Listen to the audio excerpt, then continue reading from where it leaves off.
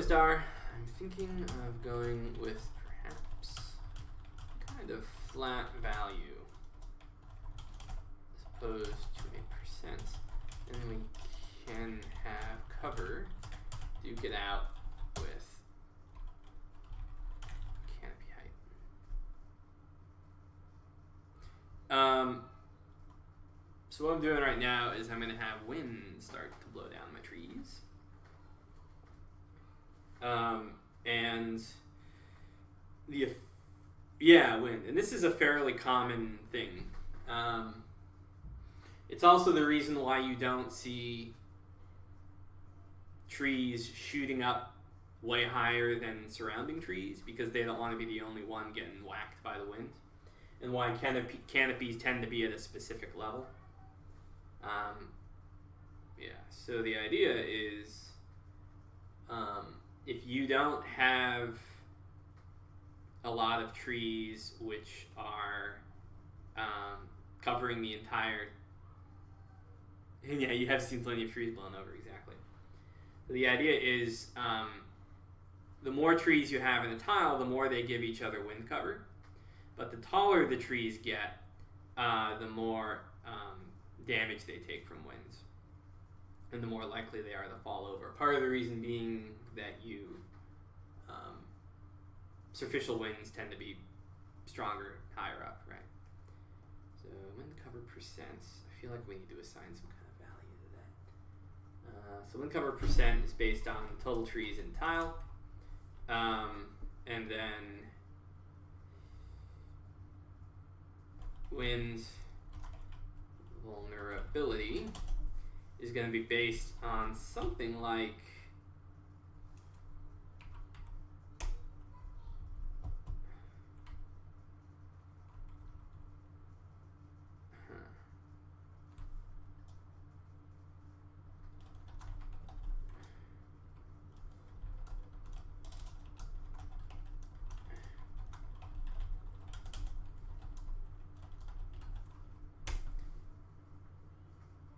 beavers.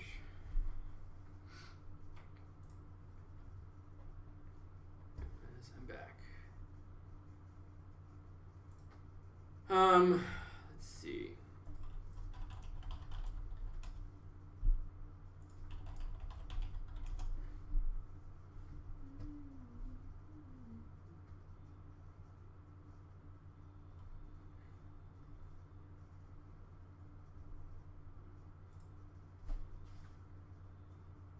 So we need to calculate vulnerability. We need some standards here.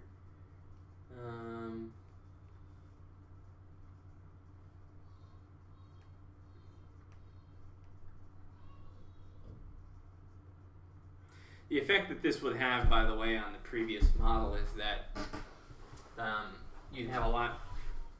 Well, once remember how we had periods where the canopy got high, even though there were a few trees. Well, those trees should get blown down now, and that should help to modulate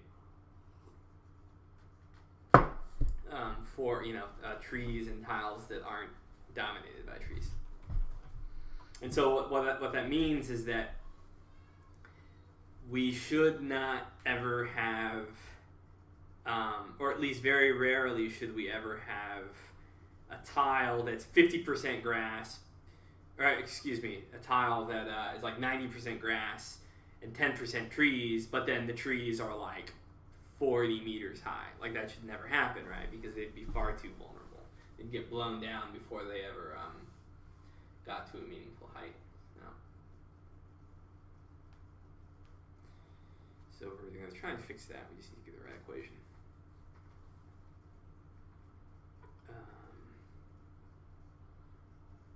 We're going to want to create an actual value here. Tile conifer.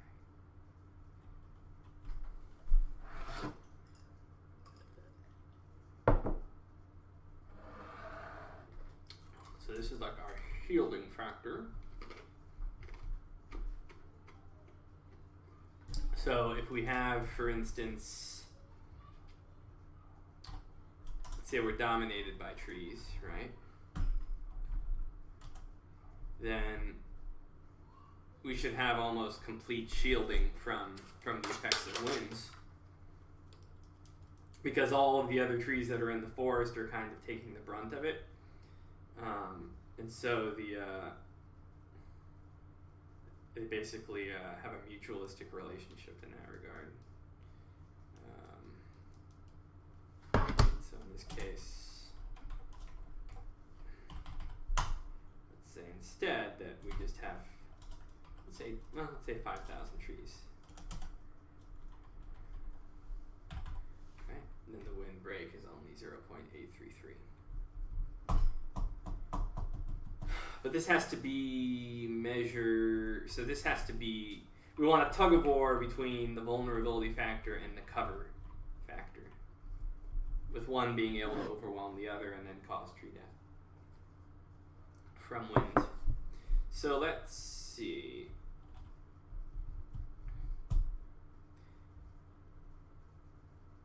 So let's say we have a canopy height of 15. I'll say 20. Canopy height of 20.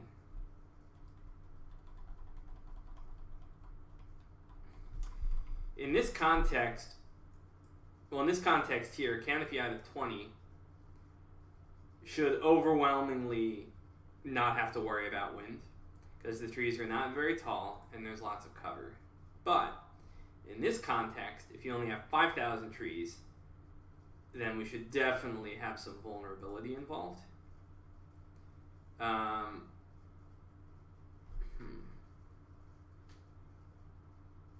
The higher the tree, the more damaging.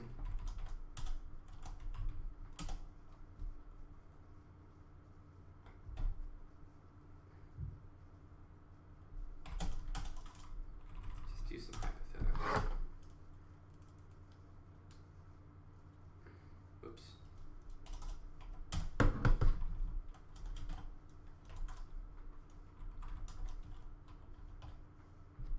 Let's take the absolute value.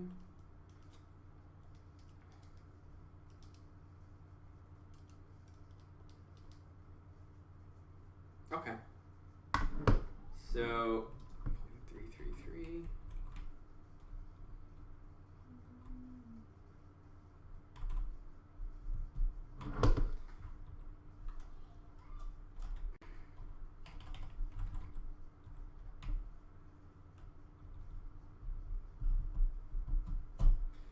Right. So then we can see how much of our damage is absorbed by the defense, which is up here. And we end up with some damage anyway.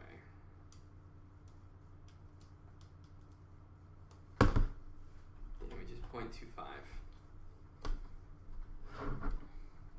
So 25% additional chance of losing a meter of canopy height. We can actually add that to our factor here.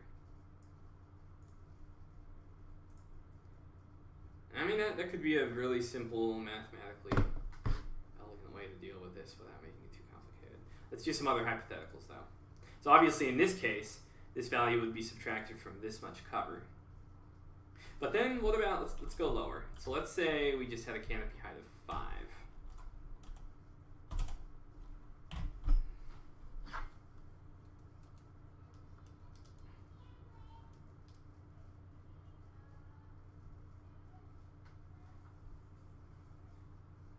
Oh no, did I fuck out?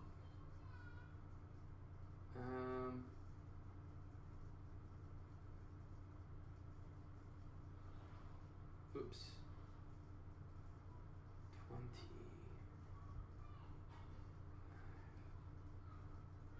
Oh no, maybe yeah, okay. Hold on. Hold on a second, let's redo this.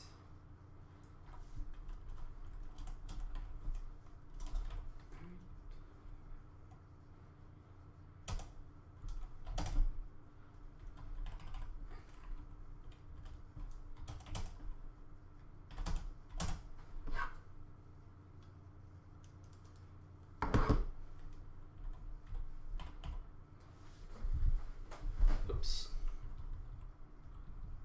Okay, so if the wind damage that we sustain here, 5 divided by 60, 0.0833. In this case, we would need this much cover. Right, we would need this much cover in order to not take any damage. I don't know. I mean, that seems...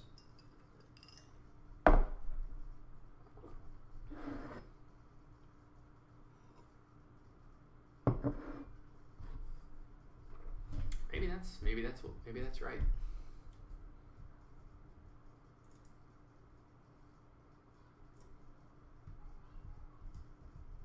Let's see. If canopy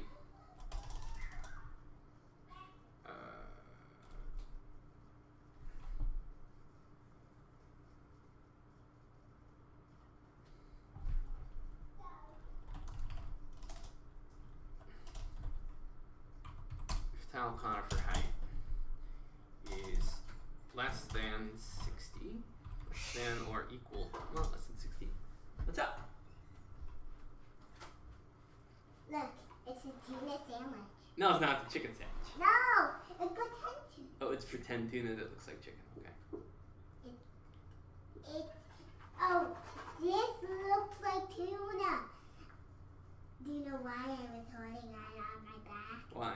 Because I didn't want chicken to see. Oh, okay. It's a surprise. Okay.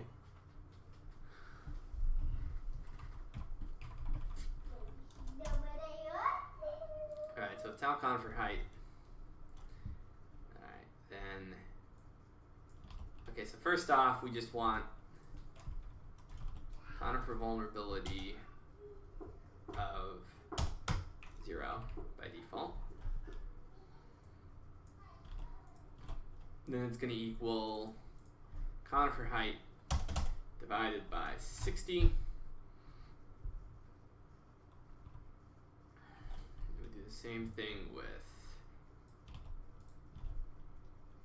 broadleaf vulnerability. I just wiped out everything.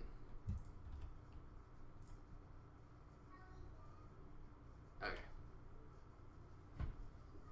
Beaverling rated stream. I like that, Beaverling.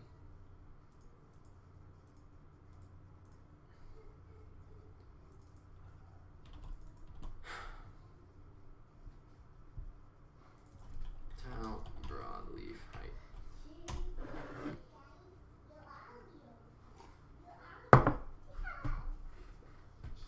Another Beaverling's coming. Daddy, come invite. We're inviting you to my... We're done. Be right back. We're done eating. Hey, wait. Oh. We're done eating. Macaroni and cheese. Now we're supposed to eat. What about potato? Okay. Go upstairs, okay?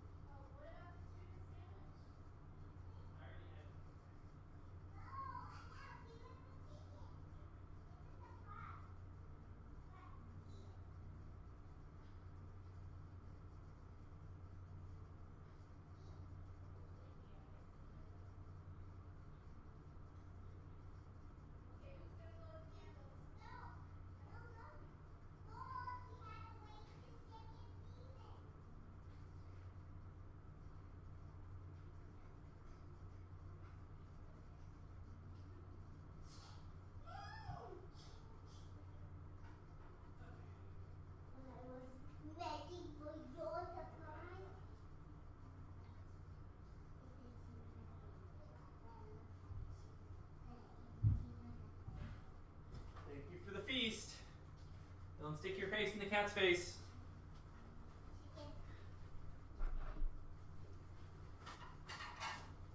Oh, chicken, look, she gave you. Here, chicken, come. Chicken, tuna sandwich.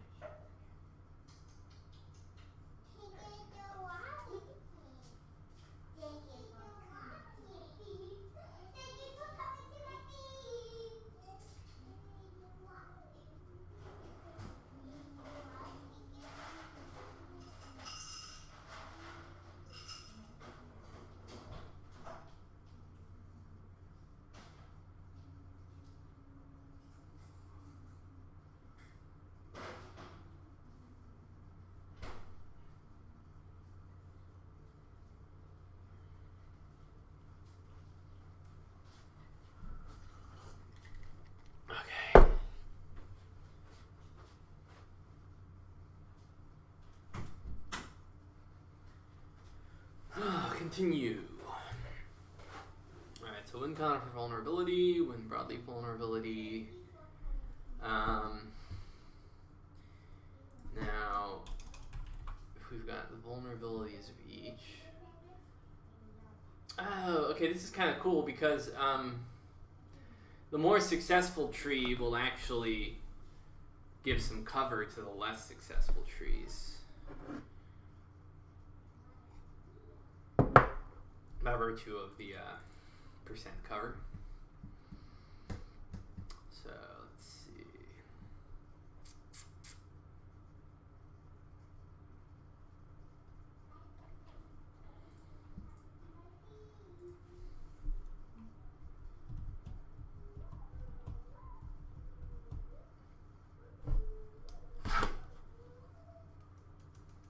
Yeah, vulnerability versus cover.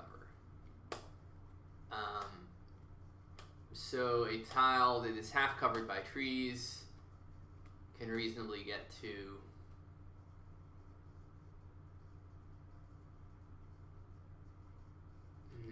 I don't know. Well, let's just go with what we have.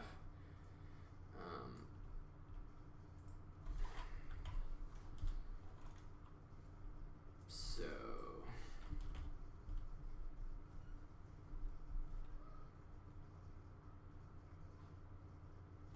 conifer wind death chance is going to equal the amount of cover that we have.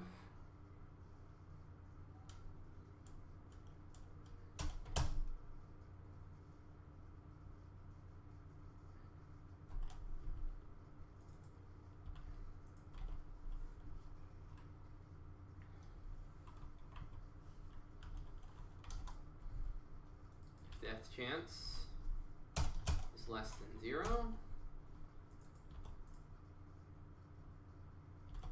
Then we need to make it equal to the absolute value of the death chance. Otherwise, it needs to be set to 0. We need to repeat this operation for our other tree type. Okay.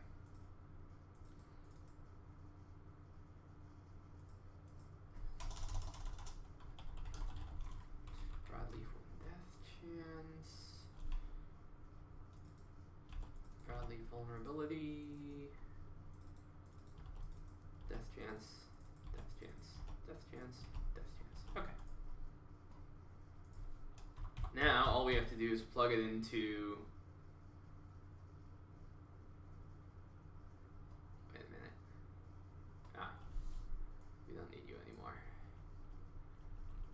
Now we can just plug it in over here.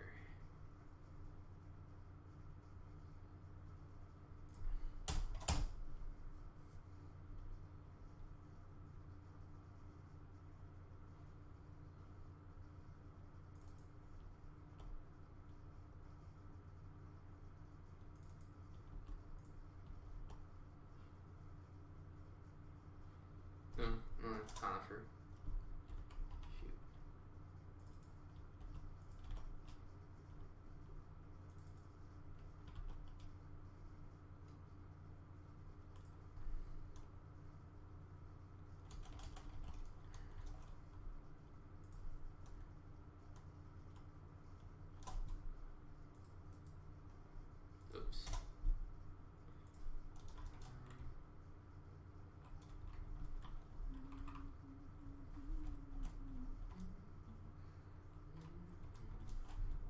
Moment of truth. Let's see how this works, if at all.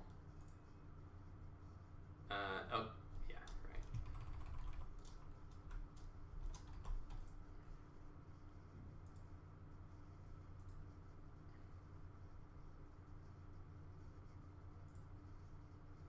Still?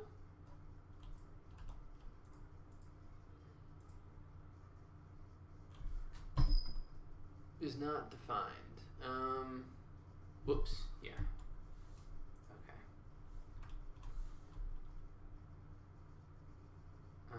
There's probably a.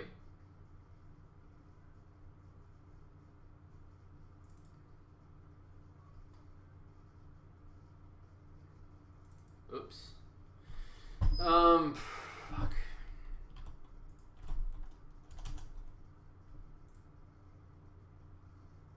No, I messed everything up. What am I doing?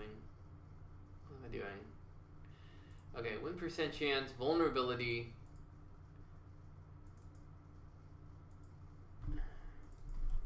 Tile, conifer, tile, broadleaf height. There we go.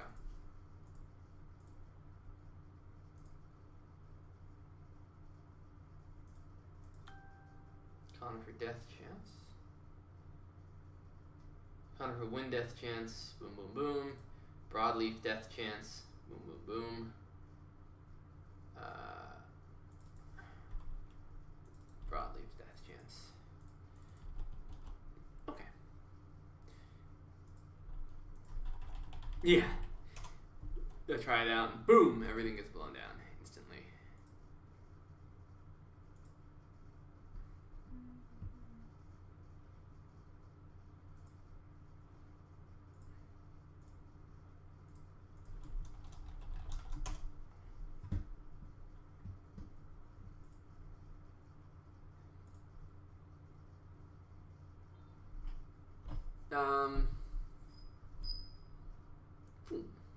That was obviously a fire.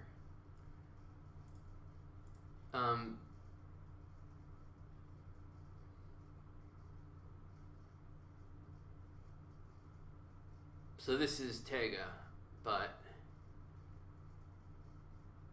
hold on. Let me go back to temperate.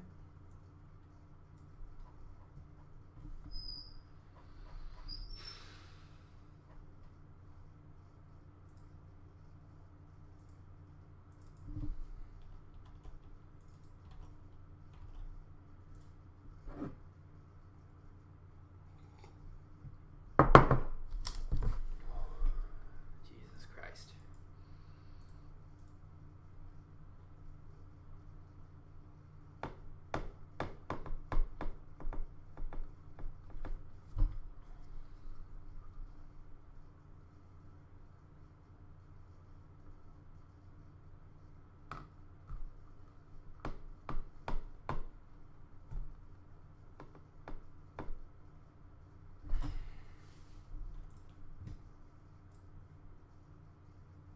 Seems like that might be reasonable, but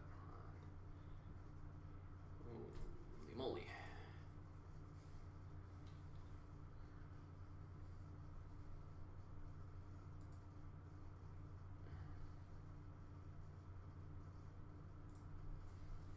Yeah.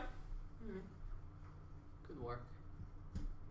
Really need to make sure I avoid sort of like extinction event type things.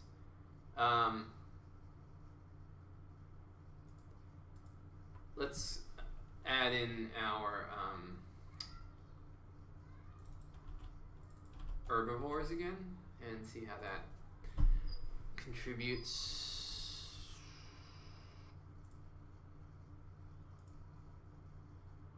Alright, well, looks like Isdar was right. All the trees just got blown over.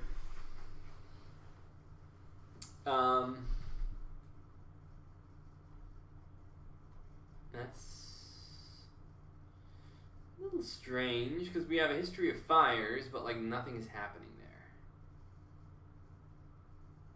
there. We had a bunch of fires. This is a grassland, but I think maybe we got a little too excited. Raiding the trees is over. So I got an idea. Let's look at this environment without herbivores, without grazers.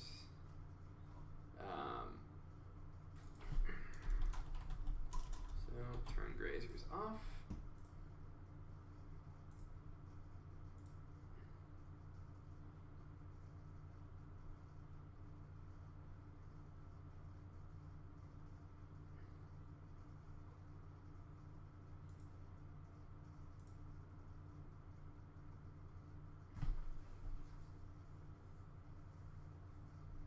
It's interesting. So,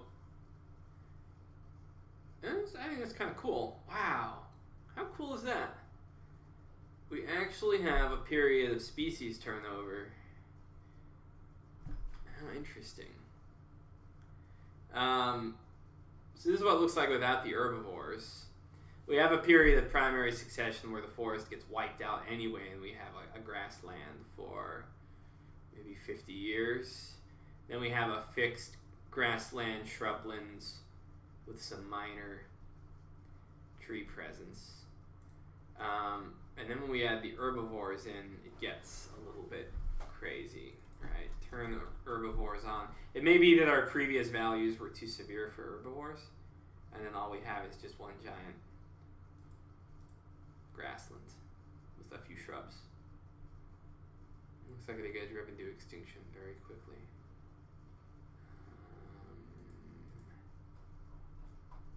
Maybe not extinction. Let's see.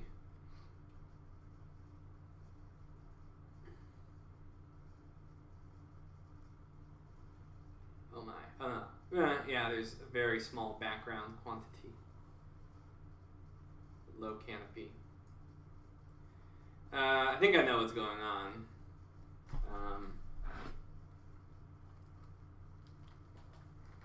Part of the problem here is at extreme values,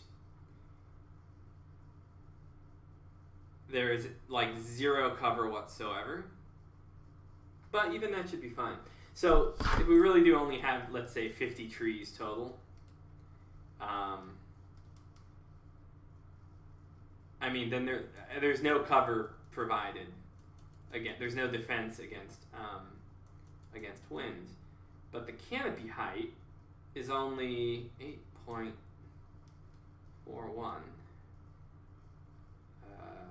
See, divided by 60. Whoops. So the risk of losing canopy height is only 0.14. So 14% of losing 1 meter, which isn't very much. And so this has to really be driven by herbivores, I'm pretty sure. Let's ease off. Or better yet, let's reinstate some of our growth. See what happens. Still.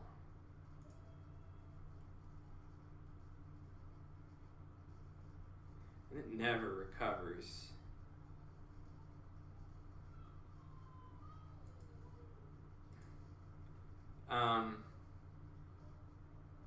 See, but this is the interesting part. In this situation,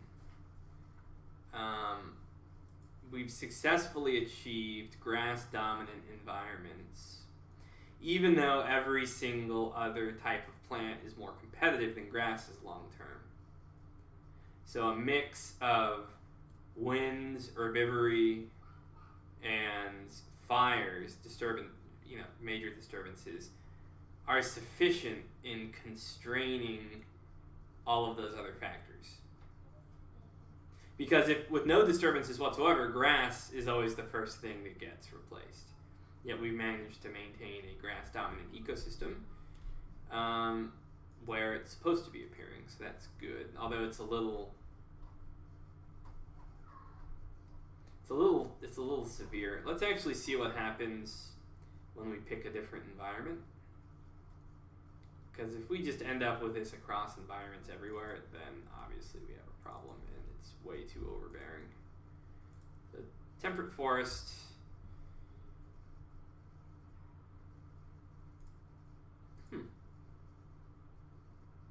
Right. Well, this is what it looks like without herbivores, though. I think it looks perfect. But what were the degree of herbivores assigned? Animal grazing intensity. Let's try 50%.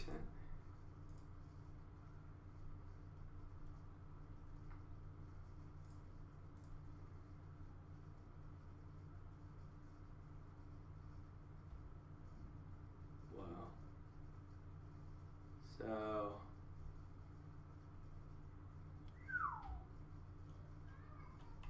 wow.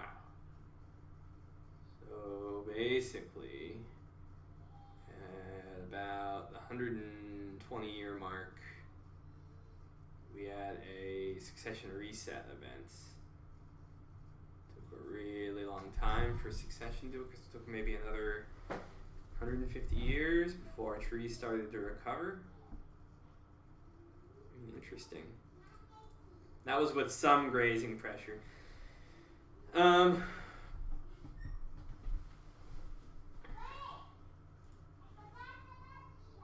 Interestingly, it looks like all of the trees weren't wiped out here, so they were able to recover in some regard.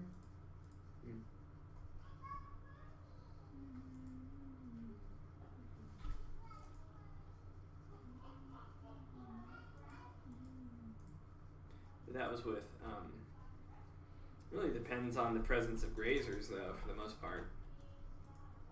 Because when we ease off,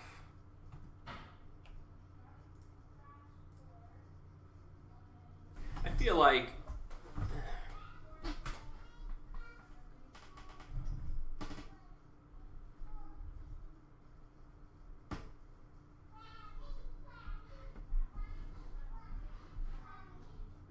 conifers were able to have some presence there.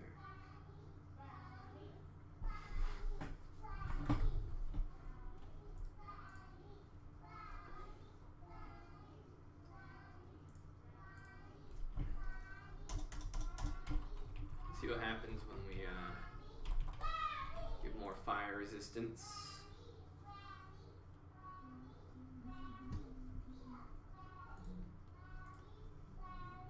That's cool. Okay. I like this. So in this case, more fire resistance gave our shrubs and conifers a period where they were able to thrive more. Really feels like we have these occasional devastating fires that really shuffle things up here. I'm not sure how I feel about these temperate forests being flipped to grassland for so long, but now I'm looking at it, it's not. So in this case, at the very bottom, we had basically a giant meadow here.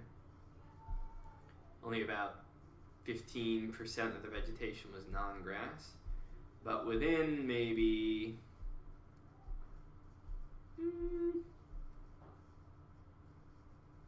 it's about 650. Within 25 years, half of the forest had recovered. We had a few microfires in here.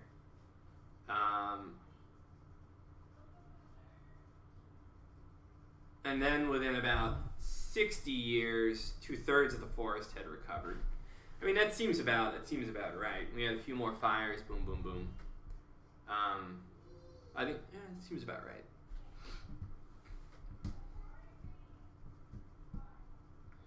Question now is what happens when we go with other types of environments. So let's see what the Sahel looks like.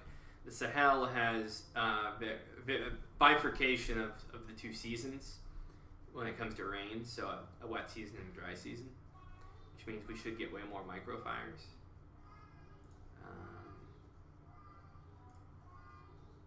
Hmm.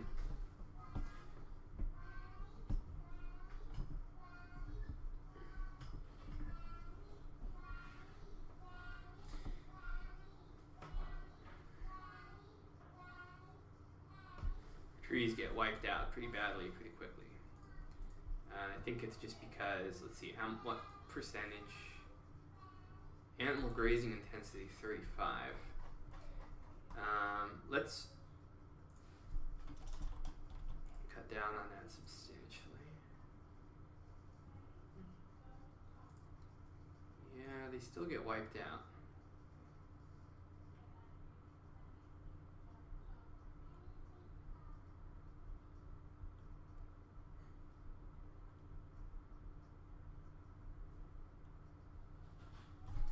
Yeah, the problem seems to be it's pretty easy to get to a point in some situations where trees can simply never recover. And I bet if we checked, we would have some trees in the background, but we're ending up with this positive feedback loop that just destroys them indefinitely, right? We end up with just this minuscule amount.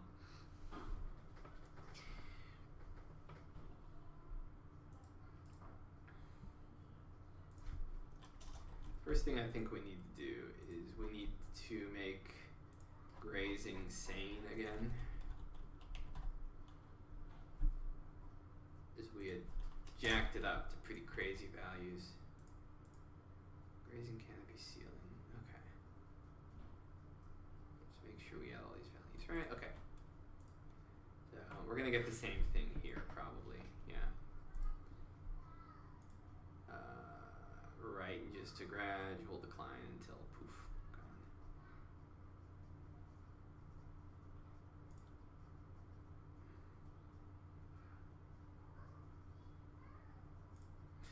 gone. Let's see what this looks like in our grasslands. We'll come back and fix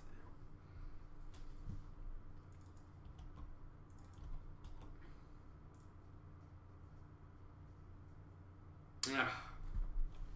You have it now. And that tipping point. Now without the grazing pressure, it's the trees are dominating again. Damn. Striking the right balance is tricky. Clearly the canopy gets low enough at a certain point.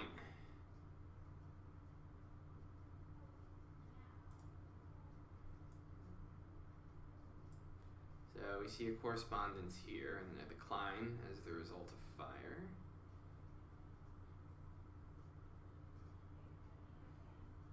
Shrub variation's interesting here.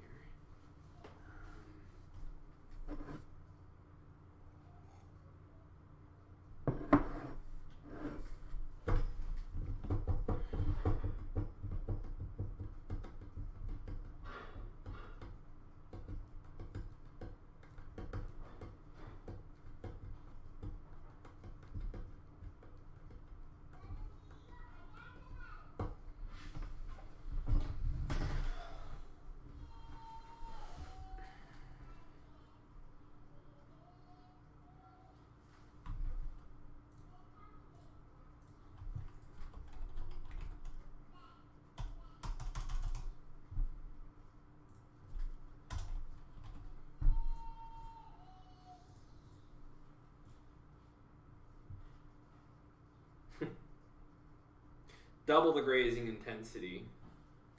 And once again, we're back to total grassland domination.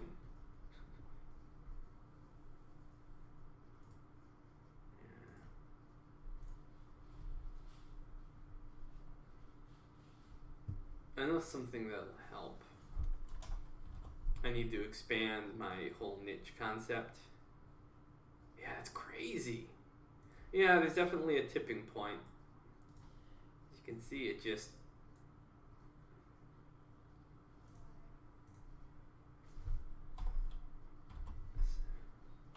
40 there was nothing. At 35.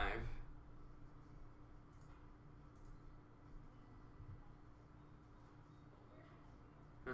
That's interesting.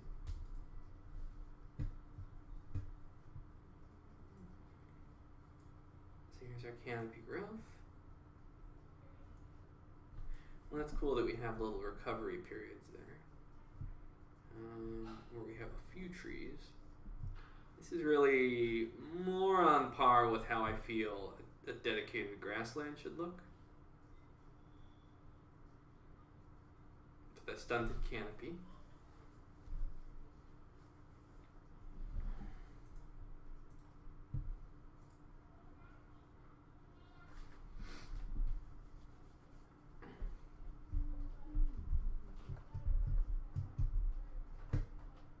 Let's see what happens when we check with other biome types. Let's try conventional temperate forest.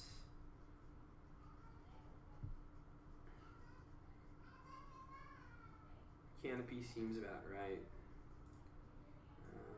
We do have a succession event, a period where conifers actually dominate, which is interesting.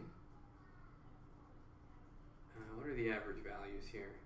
Grass average, that seems about right. So this is really temperate woodlands type of thing. Mixed. This is kind of like a European forest that you'd find in northern France, maybe. Alright, so that's good. Now let's try Sahel. Which would be nice to have some trees, but... Okay, stunted trees, which is what we want. But...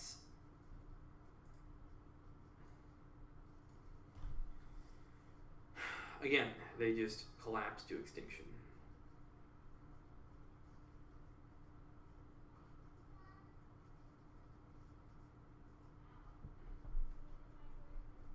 Something is weird, because our growth rate is not matched. Oh no, our growth rate is from earlier.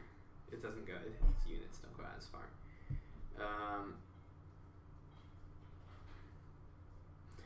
Yeah, it just gets to a point where it's crushed. I think the issue is we need to apply our concept of niches within a tile to everything. How did we do this calculation now?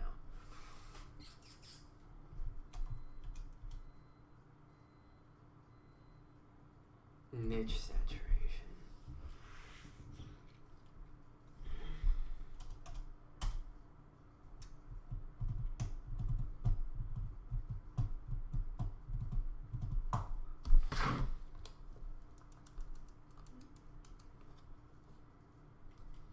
So niche saturation in this case, let's do some hypotheticals. Let's say we had 10,000 conifers. Now I just want, 20,000 broadleaf.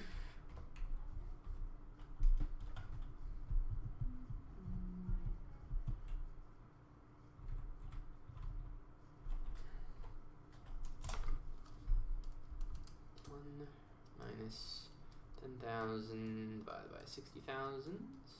So saturation in this case, that's weird.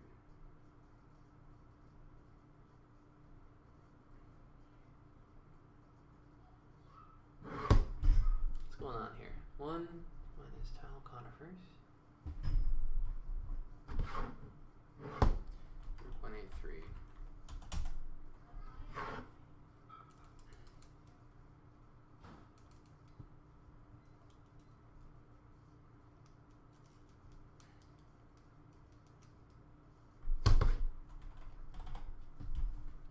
Alright, so what do we do with this value?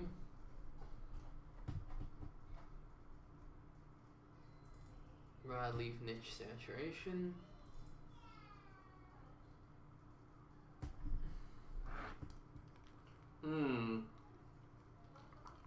Right, I see.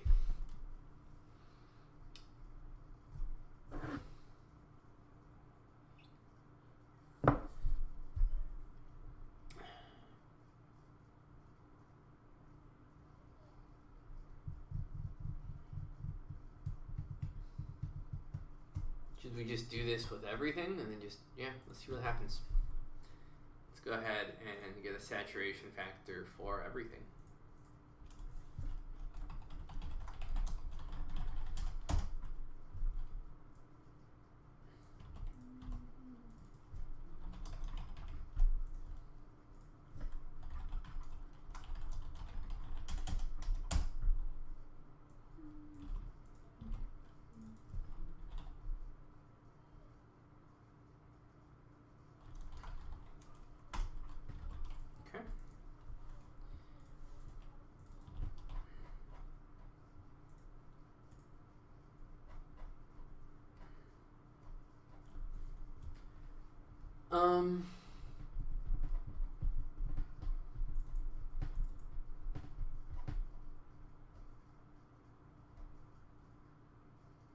Color for canopy added. Hold on a minute.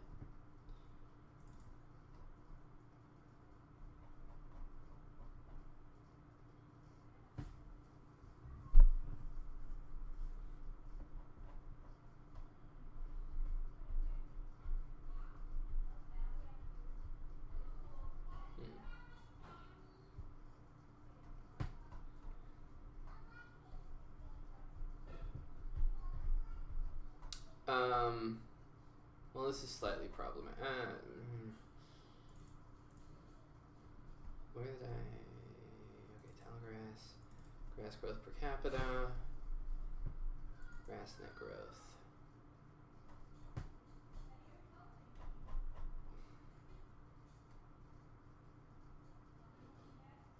I shouldn't.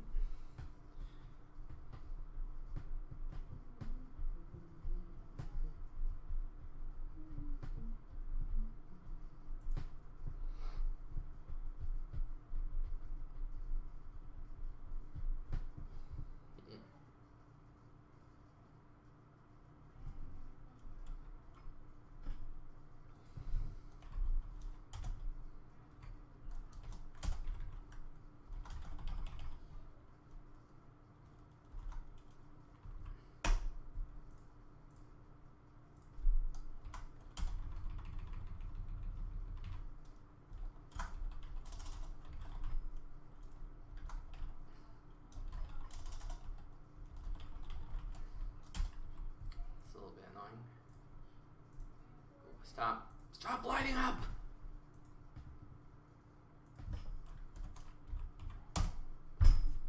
The issue we're gonna have here is the whole niche factor thing is probably too austere, but I guess we can run it anyway and see what happens.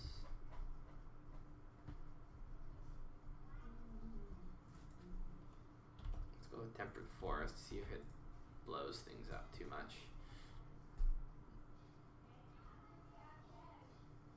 There's our canopy, seems fine.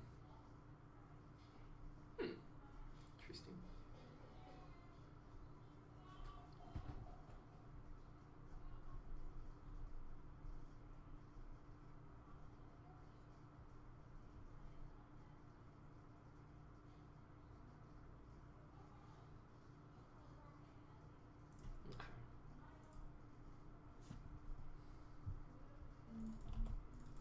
Boreal forests.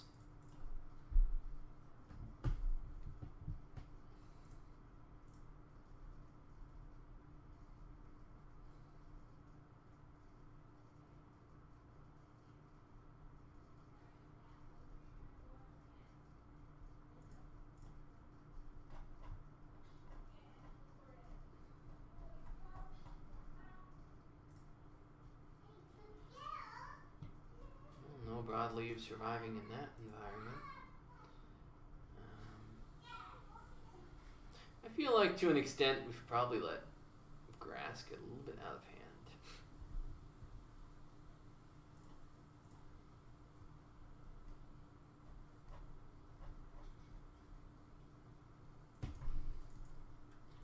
Let's see what our... Well, okay, so...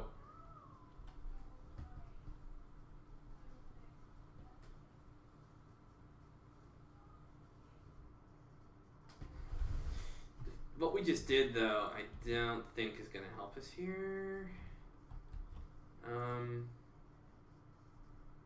No, I didn't think so.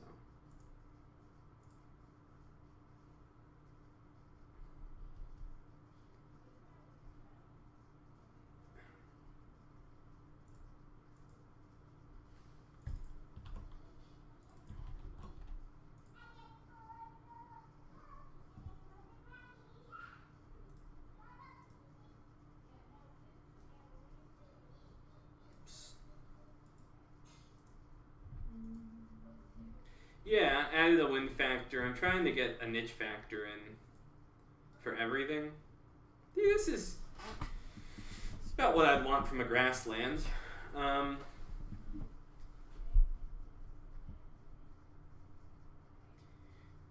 think one of the issues is, actually, I think it's kind of coming along pretty good. Whoa. We have forest period, apparently. Which may not be a bad thing, but interesting.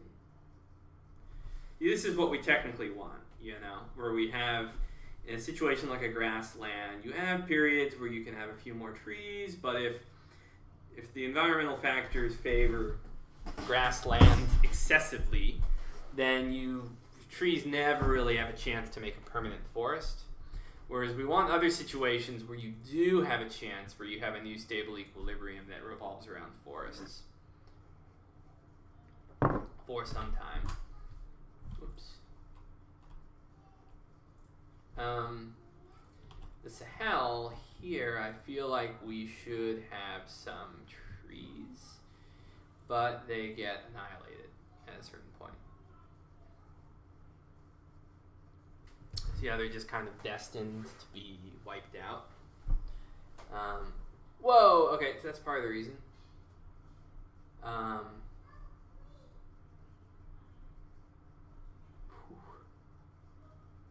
We have some fire intensity that just wrecks everything. Let's try and figure that out. So here's the issue here. Okay, so our canopy height is permanently stunting things.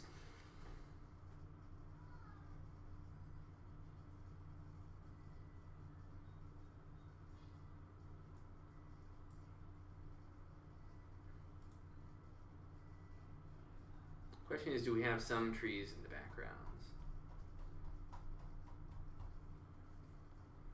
This is almost like a savanna situation, right? But we should want some trees in the Sahel. Problem is, right now, our fires, I think, actually, we don't have to hypothesize. Let's actually look.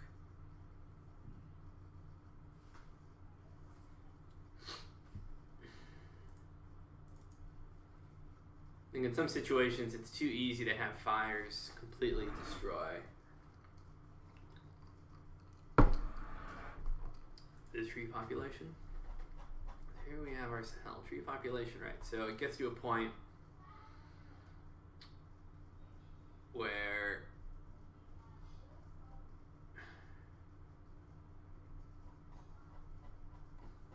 see the trees they're trying to make a comeback here. The fires are just too common. Ooh. Yeah, and then they even get to a point where they're really struggling to get a foothold again.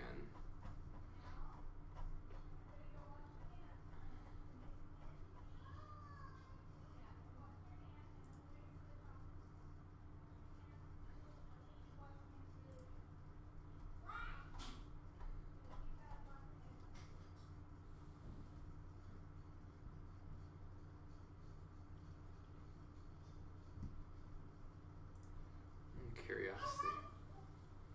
Yeah, conifers are basically on par with what we have here. I don't really know. We may have to reconsider the way that fires work. It seems like they can just wipe things out a little too thoroughly. Let me flip to Mediterranean just to see what things look like.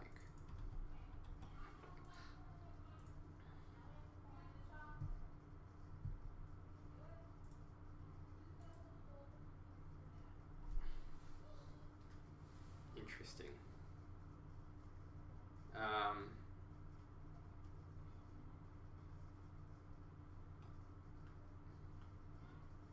Not necessarily inaccurate, but so we have a lot of, over 500 years, we have a huge number of microfires. And really we have, it's mostly shrublands, which is typical for a Mediterranean environment, with some background conifer-like trees like olives with small little leaves that are resistant to fire and resistant to harsh conditions. How many fires did we have? 446 over 500 years. That's about right. So basically, we have an environment which is defined by the frequent fires. Grass can rebound reasonably well. Here, let's look at this again. And then you have some trees that can survive the background burns, but I'm not sure I'm going to get that again. Weird. So this time instead we have some broadleaves in the background surviving. How odd. What is the total land cover here? Let's see. Oh, we can get an average. Shrub average. Oh, that's fascinating. That's interesting. So we actually have a high frequency of bare ground here. Because in the Mediterranean environment, you have a wet season where things grow just fine. But then you have a dry season that's desert-like conditions. And so that's when you end up having, almost yearly low-grade wildfires. And so it prevents, even though you theoretically have the annual rainfall to have 100% ground cover, things just keep getting burnt up. And it looks like that's what we're experiencing here. 3. Interesting. So we have 60% ground cover. I think that's kind of what we want.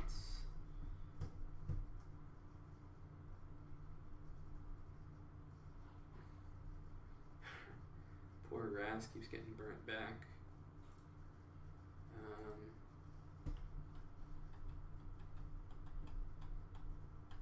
How many grazers do we have in the Mediterranean environment?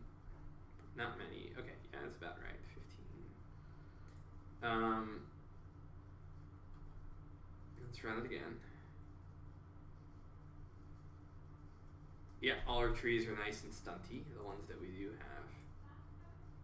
Here we go, that we still have this issue of extinction.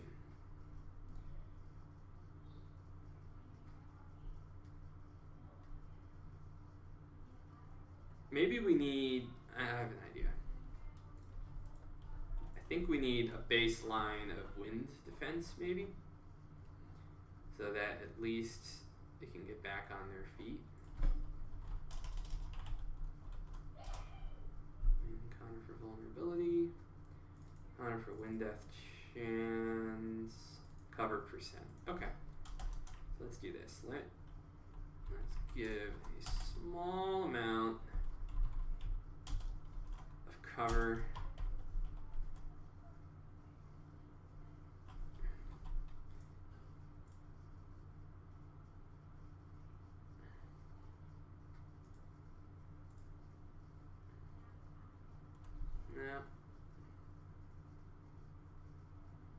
What happens when we run this in the long term? Maybe there is some recovery potential. If it can recover on its own and have a period of sort of baseline background value, then that's good enough. Let's go 50,000.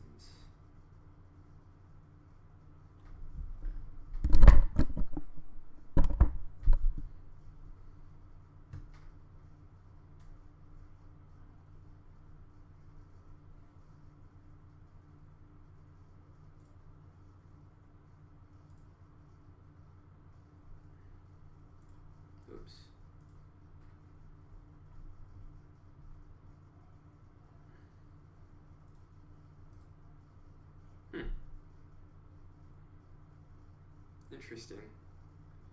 So over the long period, you actually have quite a bit more trees. And then you have periods where the broadleaves make a bit of a comeback too. That's interesting. And then we have the apocalypse here. But once again, then the trees come back again.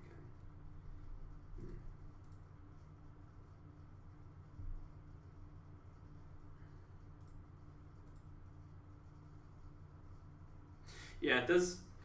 I mean, shrubland. I think it's the Mediterranean. In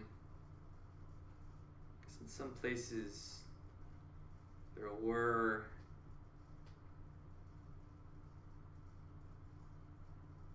some forests. Let me see.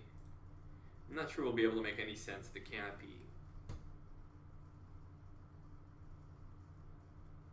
I guess you can kind of see that it gyrates around in here.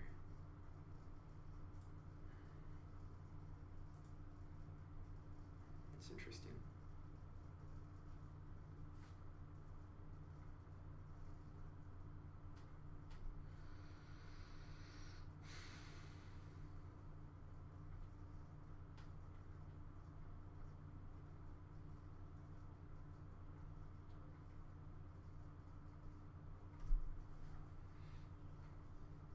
Well, so that's the thing, Sithril. Like, the problem right now is we don't have biological facilitation involved here. So theoretically, so we have a climate that's independent of how much water the trees are putting into the atmosphere.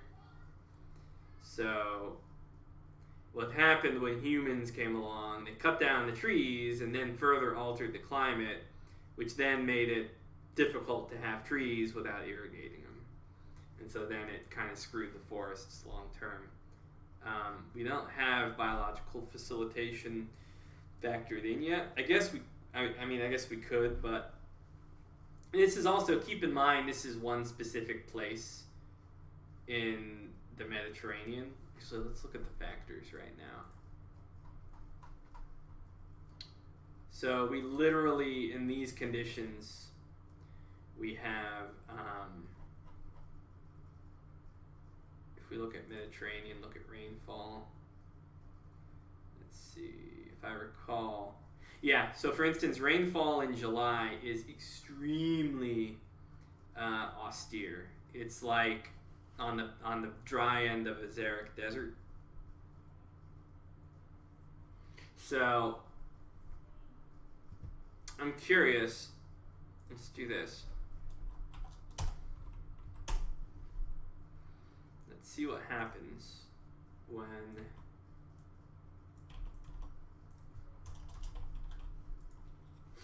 we relieve that variable. Oh, that's interesting. No trees, but we end up with more grass. Okay.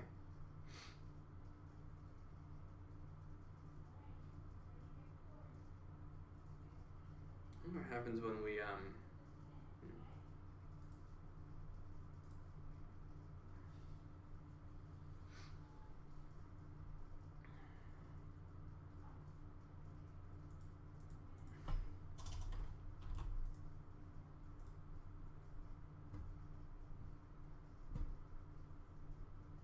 interesting.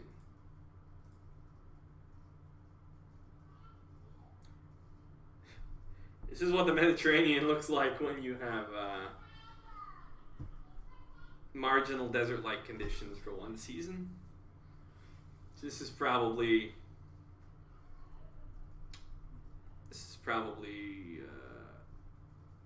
Jesus Christ, what is our fire intensity like? It's like astronomical. I mean, this is over a very long period of time now, so it's not really that astronomical. Let's make this legible.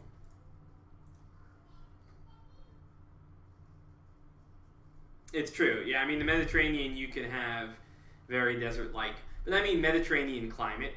like, think of it less geographically and more the Mediterranean climate, because you have places in the Mediterranean that are temperate, and so you're going to get a temperate forest, right?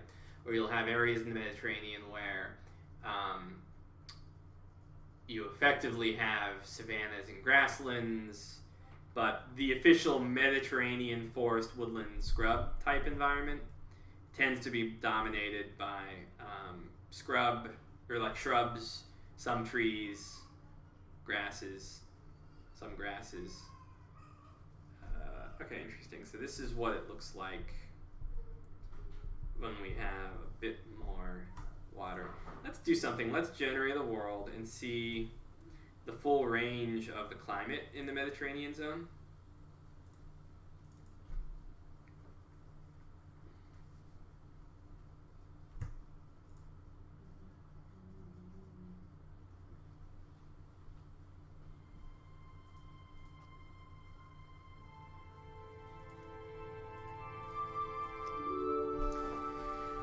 Okay, I will be right back.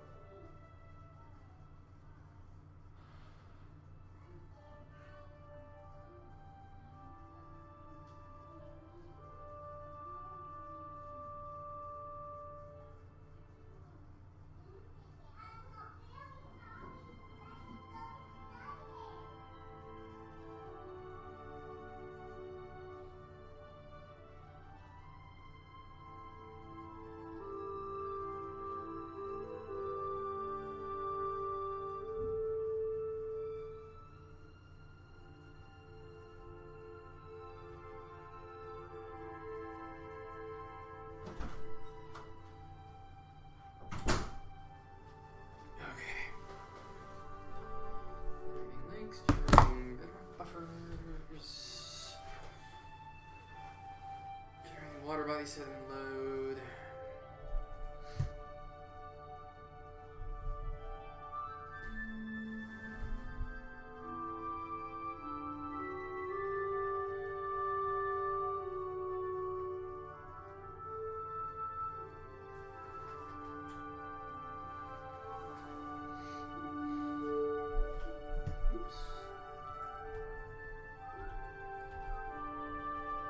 That's a cool desert.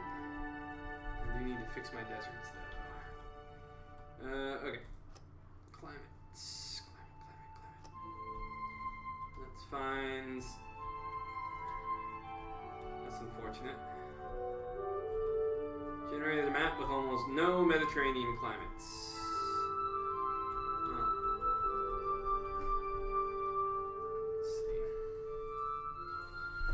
Just see what kind of range we get here.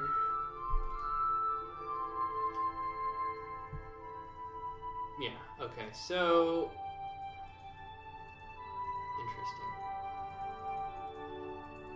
interesting. Yes, so it looks like I just happened to pick a Mediterranean tile that was extremely pessimistic about rainfall. Interesting. Okay. And so we were getting desert-like conditions as a result. Let's get some real examples. All right. So let's grab one of those more optimistic tiles.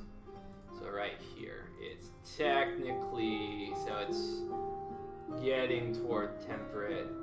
28 rainfall and 80 rainfall. Let's see where that gets us. 80, 28. There's other variables here, but I'm sure it's close enough.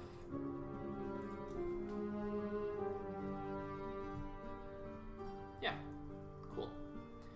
this case, we actually get a canopy with reasonable forest height. And then species turnover. We have mixed woodland periods, mixed shrub, occasional grasslands. Interesting. Okay. Right. That actually, you're right. It does look like what you see in southern Spain. Then we have some variation, and the forest recovers. Cool. Right. So actually, let's hit Google Earth.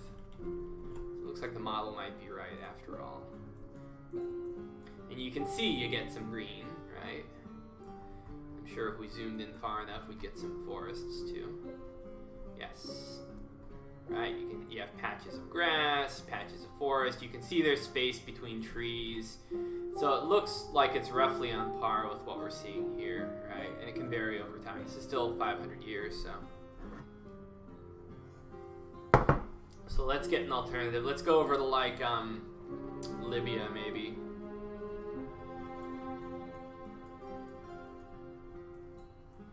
Right, so I bet you we have some trees, but they're going to be spaced, a lot more spaced out. You see there's a lot more space between the trees. You see there's, well, I guess some of it's farmland, so it's hard to tell, but you have areas where it gets drier, and so then you can see still kind of farmlands. I can't tell what's an orchard and what isn't. Yeah, I mean that's the thing, is it's like it doesn't necessarily denote forest. Like you can have a woodland with sort of stubby trees where you also have quite a bit of shrubs and stuff like that. So, okay, so let's find another tile here that we can go with. This is actually a cool little continent. You have near desert, like, this is where a desert should be, right? A desert should be here, but due to its maritime climate, we're getting enough rainfall. That's kind of cool. So let's see. Toward this extreme, though, we have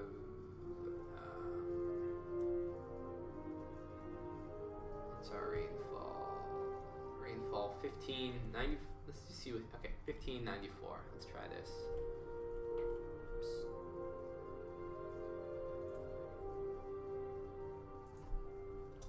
So what's interesting about this is we have a drier summer, a wetter winter. So I'm not sure what to expect here. Interesting. So in this case, what we get is shrub dominated with occasional periods of forestation. It's cool, we actually have a period of advancing conifers. That's interesting. I'm assuming that wet season is what gives the trees a chance to grow. Let's see what happens if we had 60 and 15.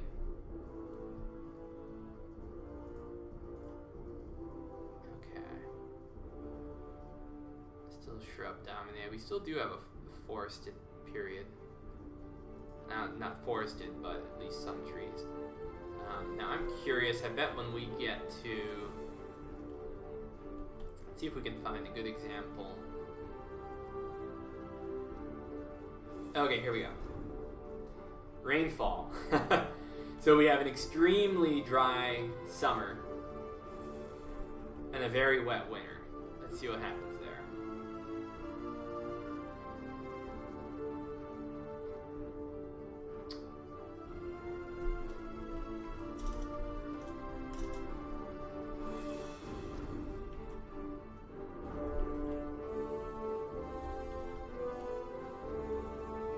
It's like cubic centimeters.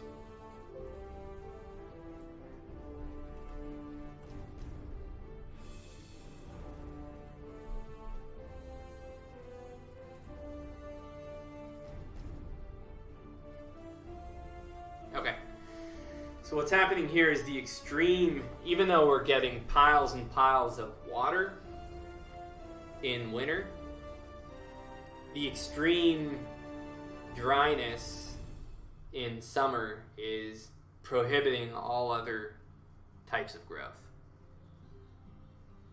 Yeah. So, no, it happens. Here, actually, let me show you. I was watching Geodiode at one point, and what was the city? There was a city that got, was it Yemen? Somewhere in Yemen? Hold on.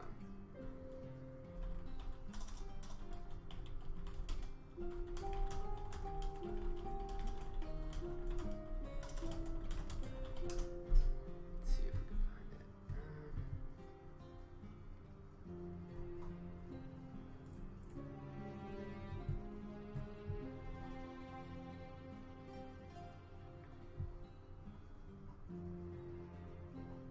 Actually, how about this?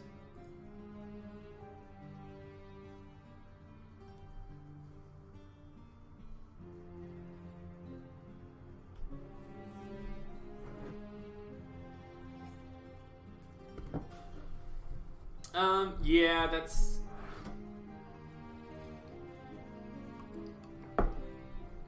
But that's the thing, to what extent, right? So for instance, you can see, technically there's some trees still. And so that's where kind of the whole niche thing comes in. Okay, so theoretically you have some trees which are marginally adapted to those situations. But it's just too dry. Some Mediterranean locations, I presume, do not have a significant number of trees. Let's look around. I mean, obviously you have coastal desert situations, but the question is, do we have any scrub out here? I'm curious. Hard to tell.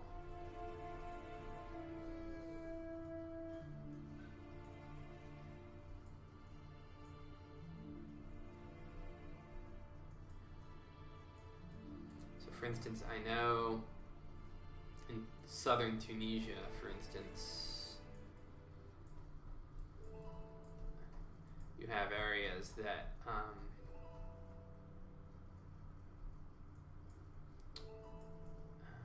this is all irrigated, it looks like. Maybe not.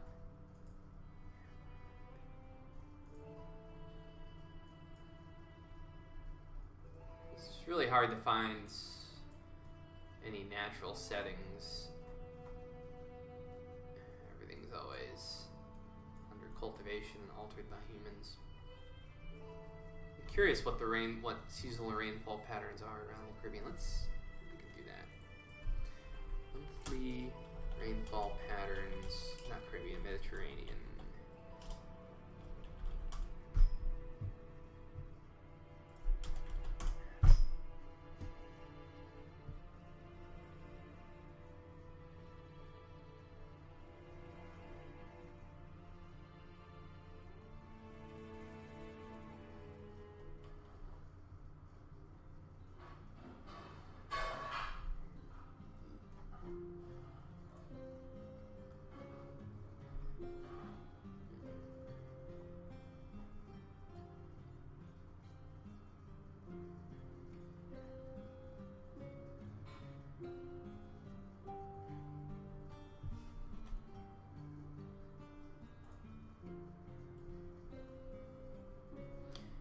Let's see, let's see at what point we start getting trees again.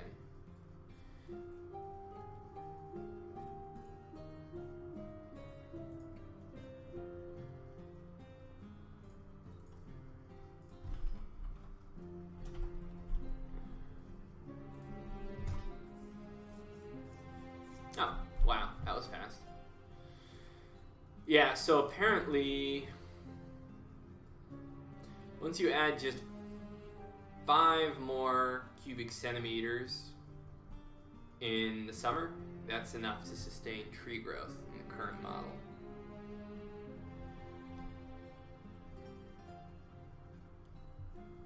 Yeah, so it was 100 in January.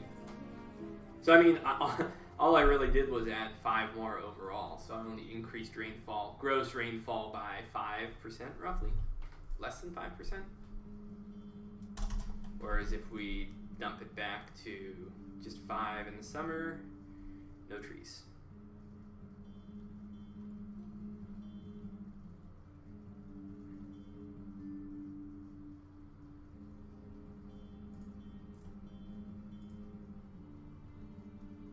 Oh, Algiers, 58 units of what? I wish I could get a good seasonal rainfall map.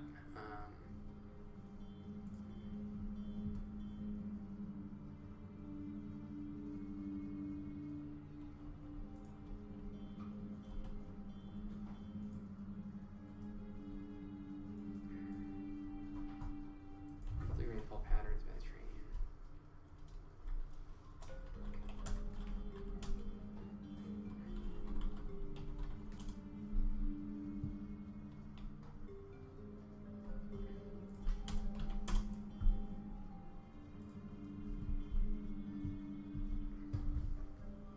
Ooh.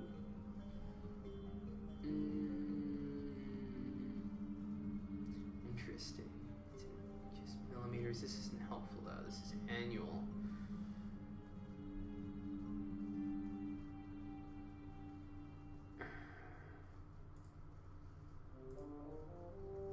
Oh. Ooh. Precipitation.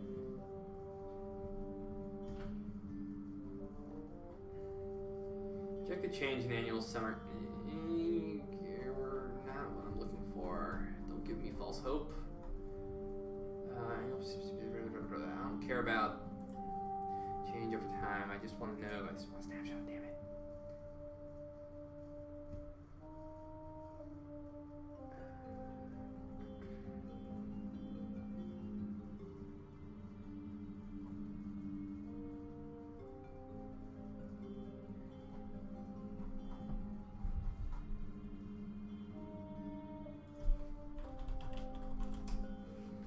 I need something like Soil Grid. Soil Grids is amazing. Ooh, maybe. What are you? No, that's not that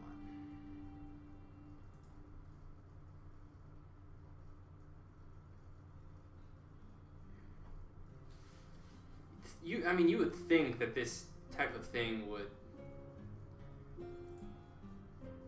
Interesting.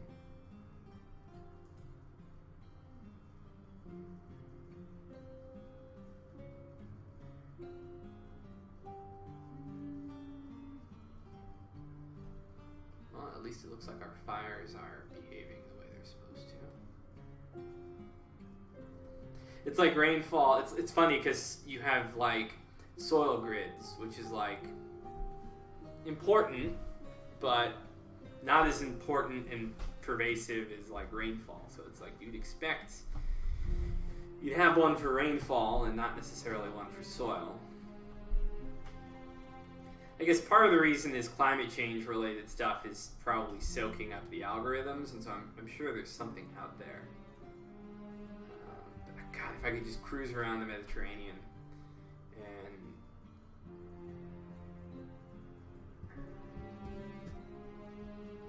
see the rainfall, erosion. I just want rainfall, precipitation,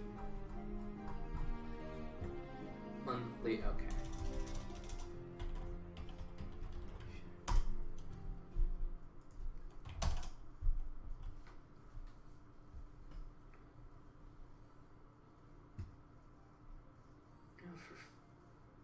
Fuck's sake.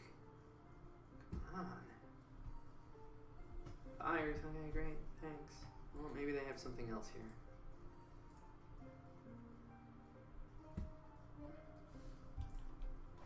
Oh, wait. Estimate for model assimilation. Let's just see what we're working with here.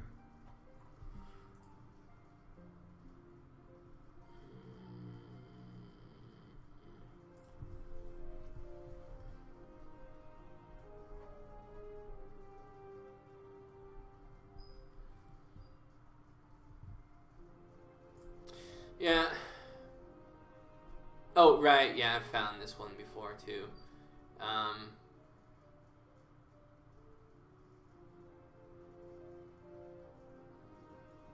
And it's tricky too because, so for instance, SOTE's model can only get granularity based on like total season, and you can kind of tell. Oh, I guess everyone else can't see on the stream unless you've clicked, but you can kind of tell like when you look here. Okay, so during some of the months, during some of the months of summer, there's a little bit of rain, right? So it's hard to tell like.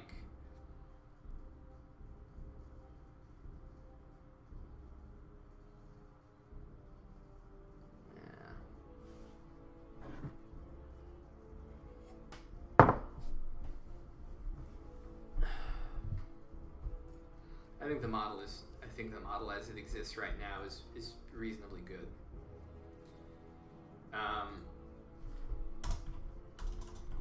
It's pretty close to the results that we want, which is add more water in the summer, and forests can survive pretty well. But still with scrub dominating, right? And then once we crank it up more, then you actually end up with more grasses, more consistent tree domination. So I think it's pretty good.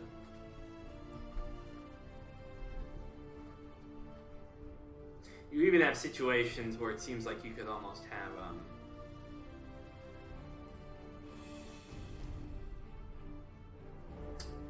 some grassland type areas like in Desolate.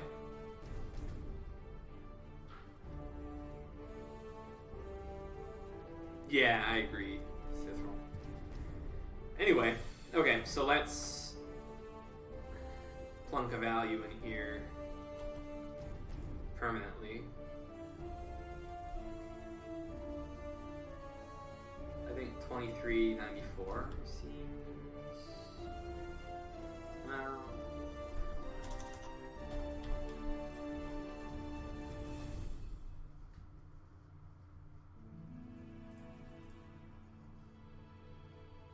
this is the kind of turnover that I like to see. I think this is good.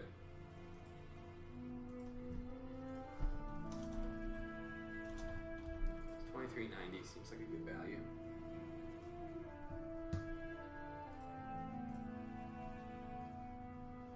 Yeah, I think that's good. What we're going to have too eventually is once this is injected into all of the tiles, there is going to be a stabilization process related to adjacency. And so this will be a little less extreme because you might have a forest fire break out in a given area. It won't be as bad nearby, and then the nearby forests will kind of subsidize.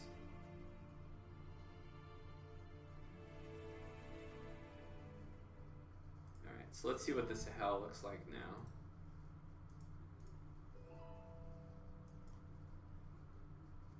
Their rainfall was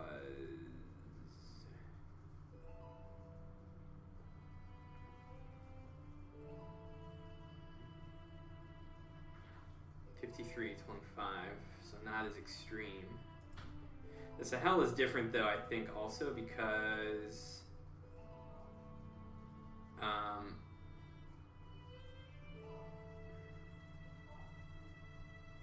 lot of water.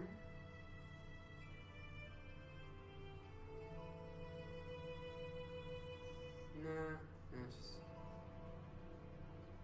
yeah, I don't think this is actually, should be summer wet, winter dry, but it is, I think we might have the wrong figures in here. This is more like,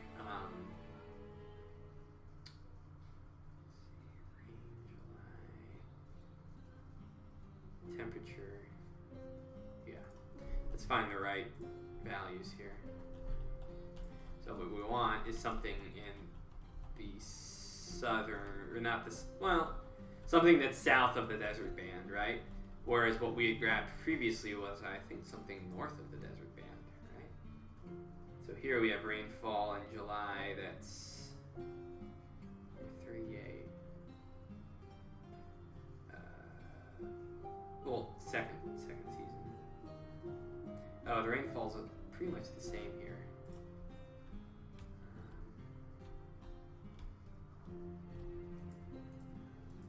Here we go. Yeah. So here we have in July.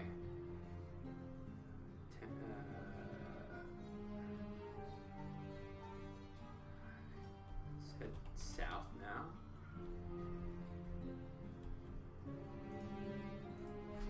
And in July, we have 43. Right. And temperature in July is 26. Yes, wet summers. Okay, so yeah, it works properly. So yeah, this would be a Sahel type situation. Let me put in the correct values here.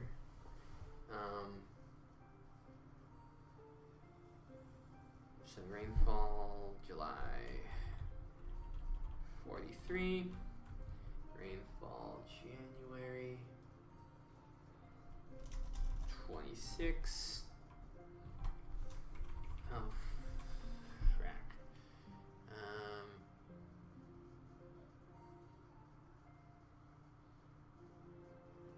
Okay, sunlight 2.16. Temperature should be fine. Alright, I think that works. Well, let's get our humidity right at least. Humidity 0.57. Humidity in July.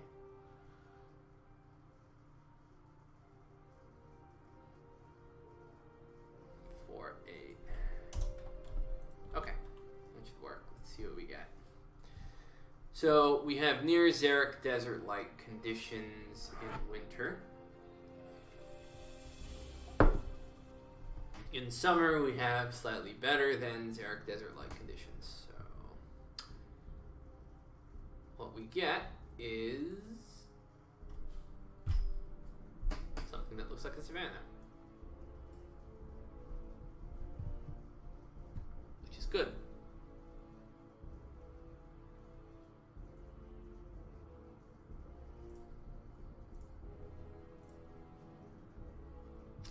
What does the canopy look like, though? That's sort of the trick. Most of the time it's under 15. I think that seems about right to me. Canopy should get taller when there's more trees. Alright, so here's a tree dominant period. And yes, it corresponds with the taller canopy.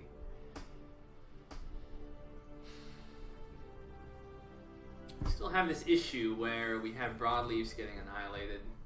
Question is, does that last or can it recover?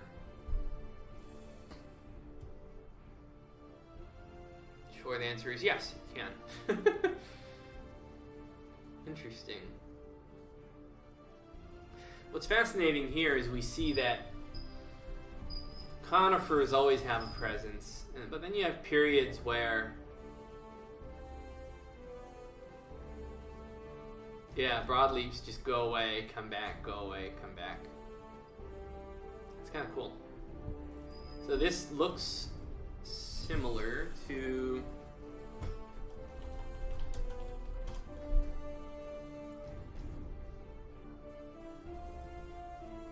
this.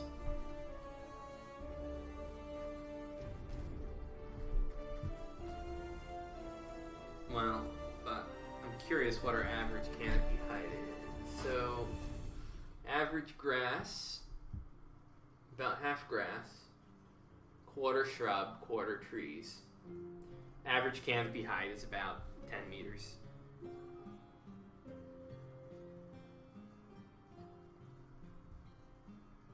Yeah, 90 meter canopy. Nah, 10 meters is about the average canopy height. These are old. Hold on. Yeah, you can see the figures down here. But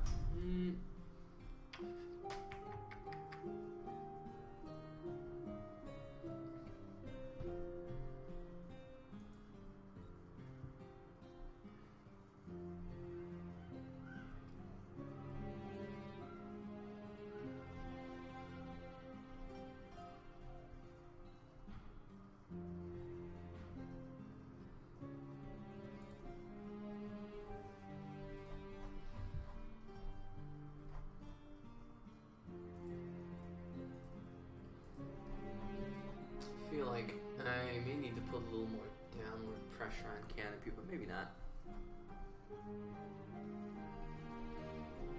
Oh, let's see what our grazing is for Sahel.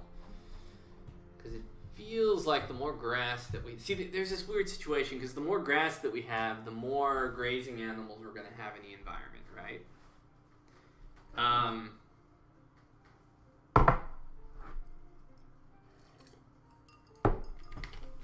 So maybe we need to just not assign a grazing value, a hard grazing value. Maybe we just need a simple... Here's the issue, though. How effective... Grazers don't just show up because there's grass available. Like, how much surface area of the land is dominated by grass doesn't determine the number of grazers you get necessarily. How fast the grass can actually grow determines the number of grazers. So you could theoretically have a situation where you have half grass cover, but it grows super fast, and it would be more of a food source than a grassland that is extremely infertile, but is almost entirely grass. But whatever. This is where it gets complicated. I'll just leave it the way it is. It's working fine the way it is. Can tune it later. Alright, so here's where we can start checking some of our other conditions. Please still be grass. It's supposed to be a grassland, so be a grassland. Fuck. No, it is not. It is grassland sometimes, and tips over into... Jesus Christ. Let's do this.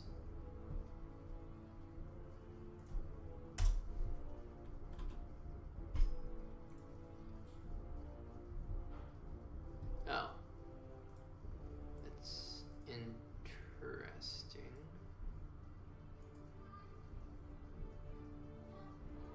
So still grassland dominated, but it's periods of trees. It seems like yeah, here we have a period, forest apex, a few hundred years.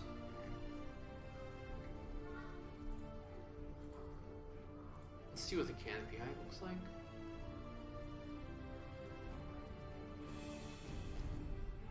I've got an idea. Okay, this is something I've been meaning to do.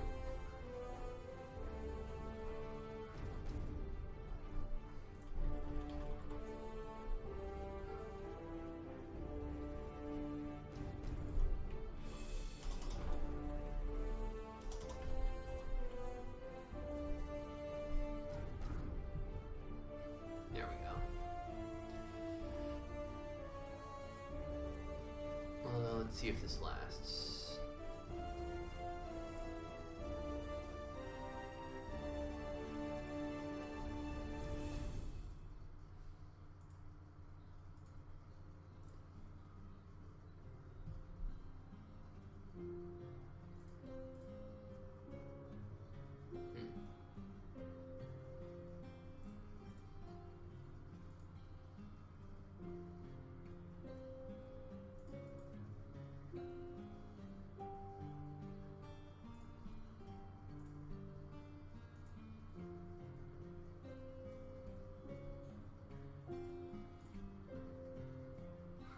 Seems pretty reasonable. Let's see how this change influences some of our other biomes. So let's go back to Sahel. Seems fine.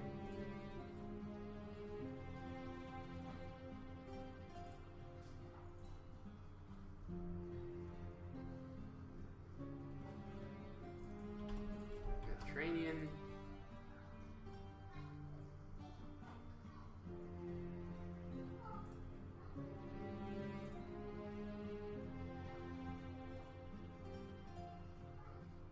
Interesting.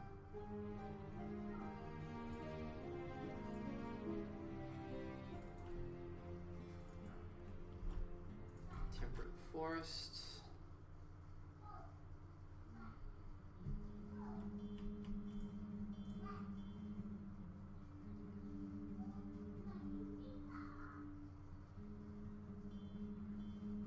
Seems like our poor conifers maybe not be getting a fair shake.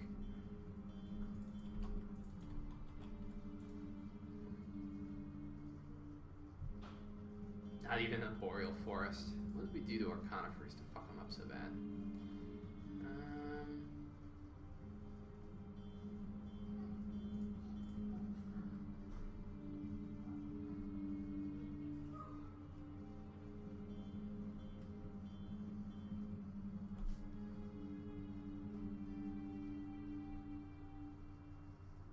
Right. Yeah, one of the issues is when we make death more severe for conifers, they're natural that they naturally just grow slower, so if you increase the death rate, well, there may be a better way to deal with this.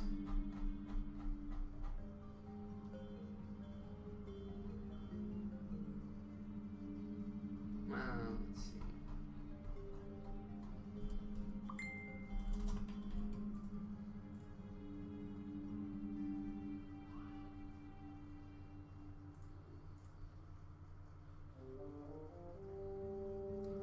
Tega with only half conifer at the best of times seems screwy.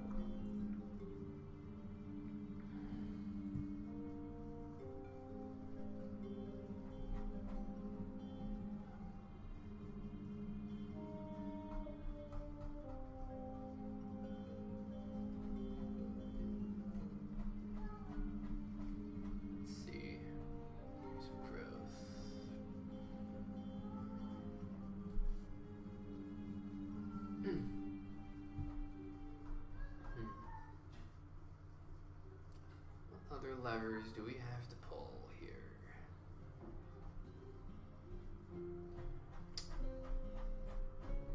Fire resistance issues.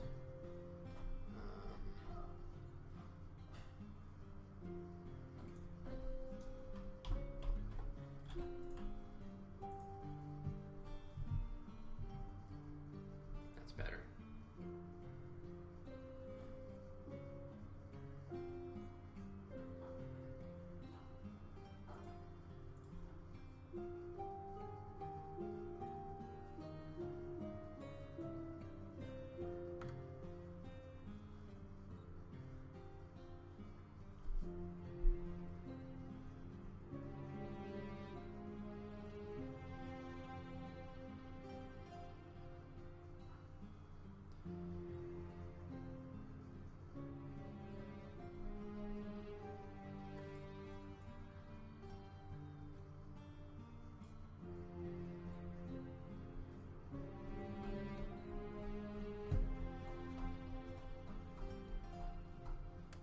I wonder if there's a better way here. Let's see. Let's go back to that.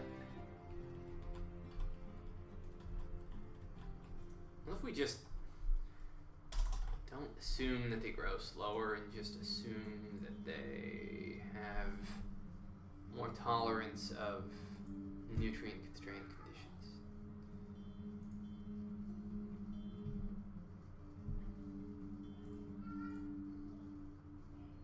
Yeah, fires still kick their ass.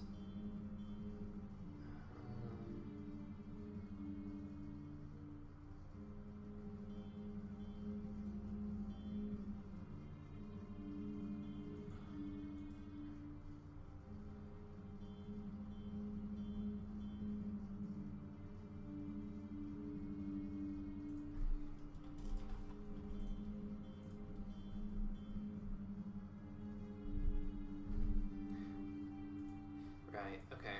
Issue here is let's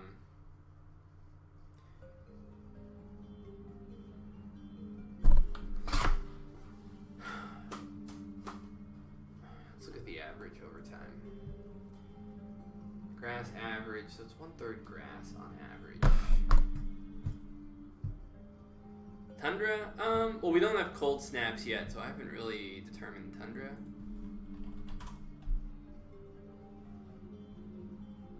Let's look at the summer taiga. I know you get grassy periods and grassy areas and sometimes shrubby areas, but 1/3 grass, and it will vary from place to place, but right, so you get meadows, right, you can see you have forb/grassy areas, so it's like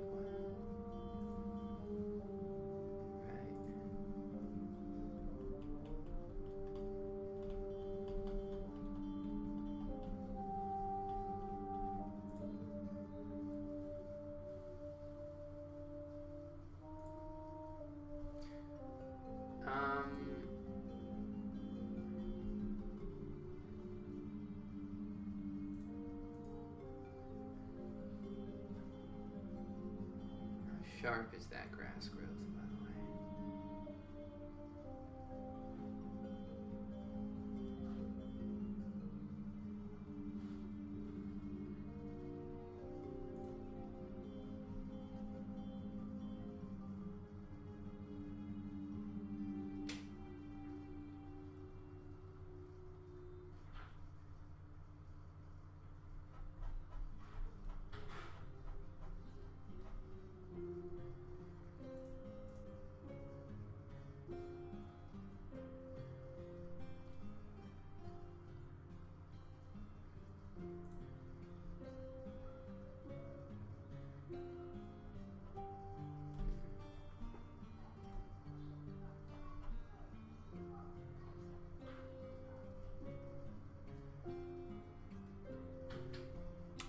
Now I bet if we modify the water,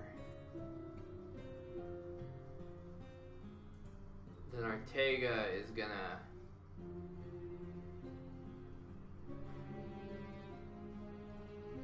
be much more coniferous and grassy. What's our permeability here? Terrible. Okay.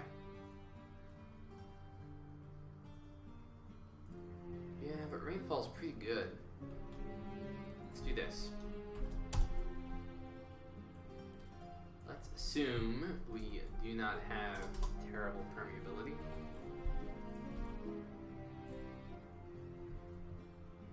Yes. Now we have much more coniferous domination. 3/4. 1/5 grass.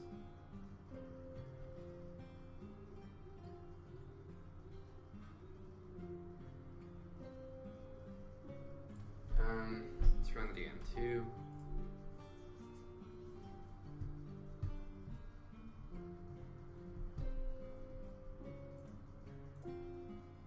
Once again, similar results. Again, 1/4 canopy height. What does the average canopy look like? 16, a lot lower. Okay, cool. So I think part of the issue here is terrible permeability.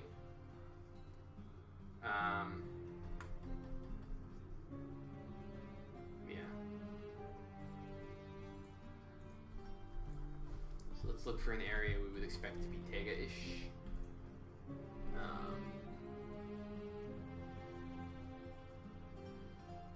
What is the... Is this the permeability? Hold on a second.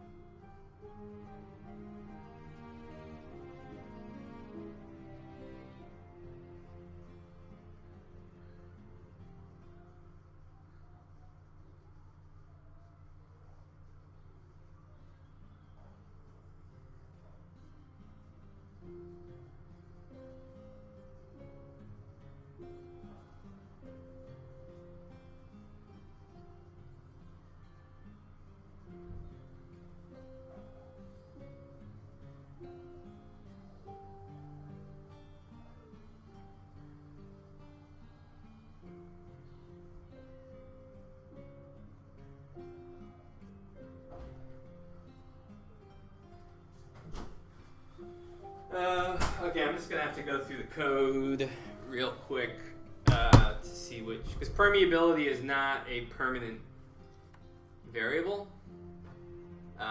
It's I mean, it's got to be this right here, but we should be sure. Visual Studio.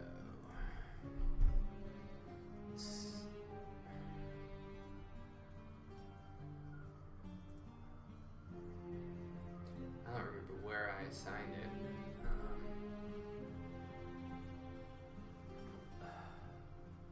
Have to be someplace around the end. One of my last tasks.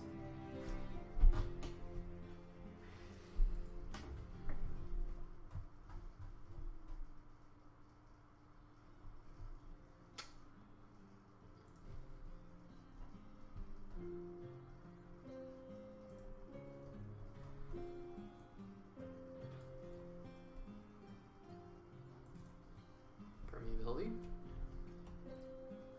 Okay, so that looks like 1, 2, 3, 4. I have to see how these were assigned, though. Initially, world generators. Here we go. Okay, so in vegetation, gen vegetation. Let's find the right job. Okay, temp float 5. Temp float 5.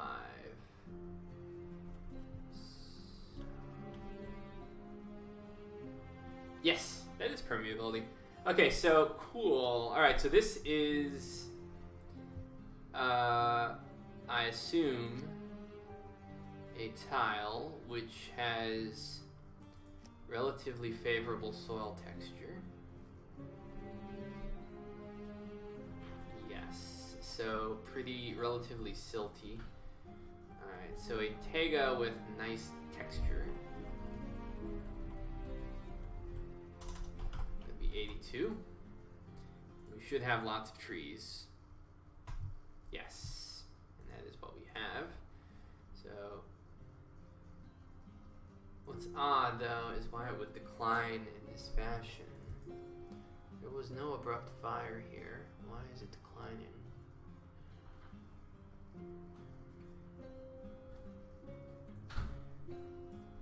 How odd.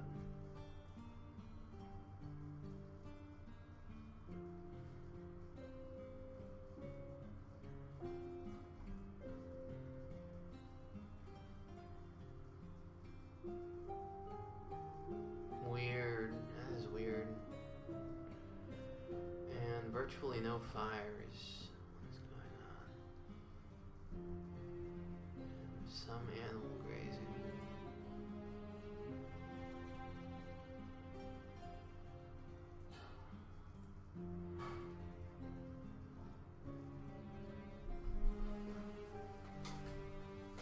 Yeah, what is going on? What is causing that decline? Something is off.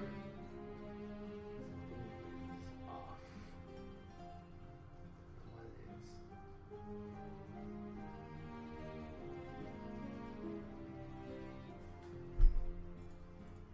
Oh, we need to look at canopy too, I think.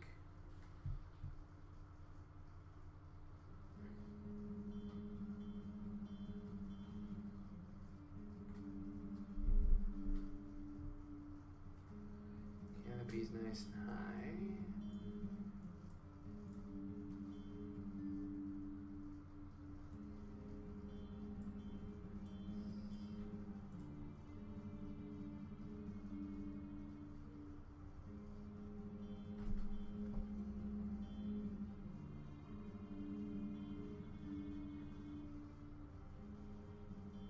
Alright, if there's periods.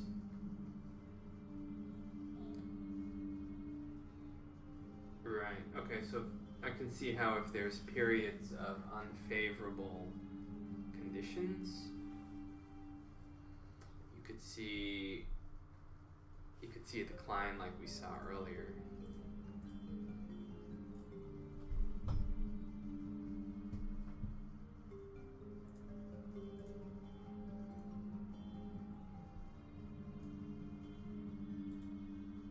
We're not ever getting any severe fires. I guess let's stretch this out a bit. 5,000 years. We're only getting 7 fires over 500 years. Like, that seems.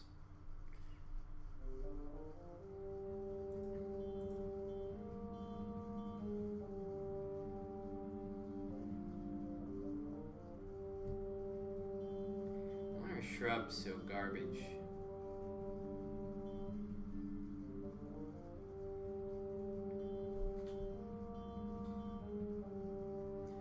Oh, I think I know why.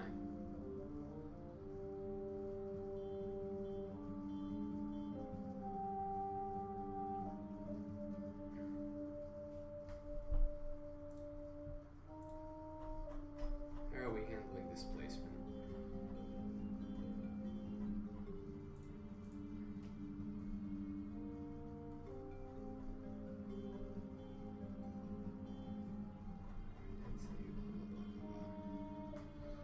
Death chance, grazing animal intensity, air tuner.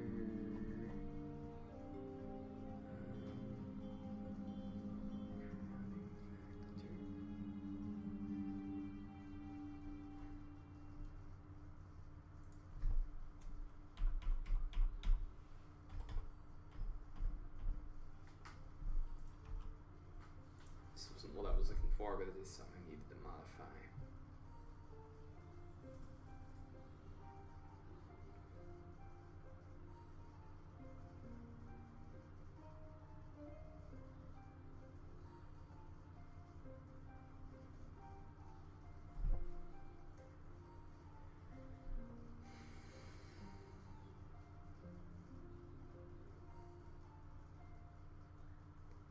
I feel like shrubs should really be long-term,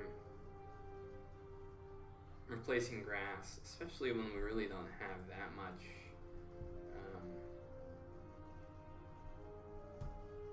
fire.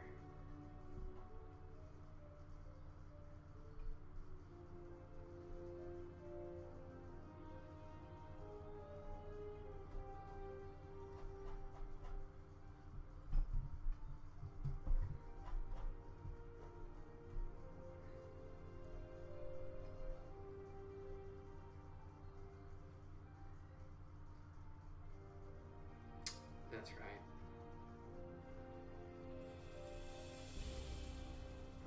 Let's try something real quick. Let's make grass replaced faster.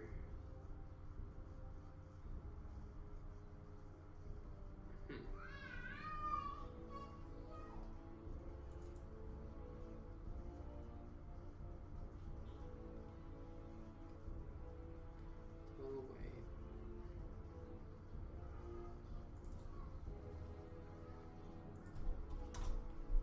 Need to be careful here.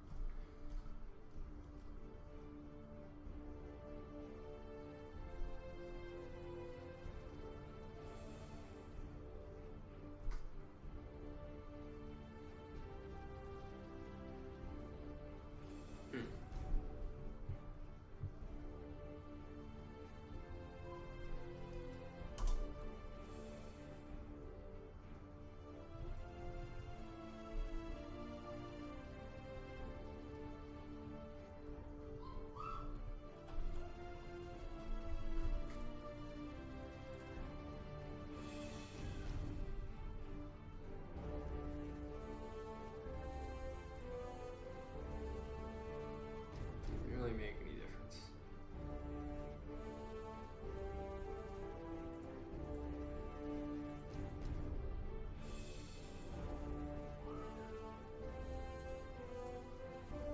Just put it back to the way it was, and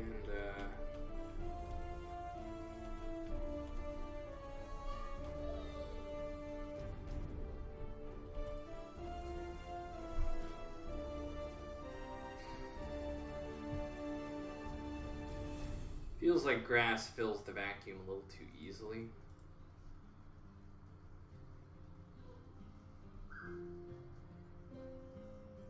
Even at times when there's not fires. I don't know. Here, let's see this.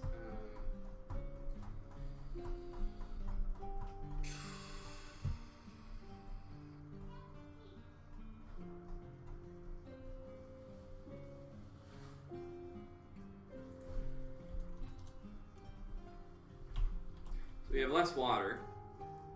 We would expect shrubs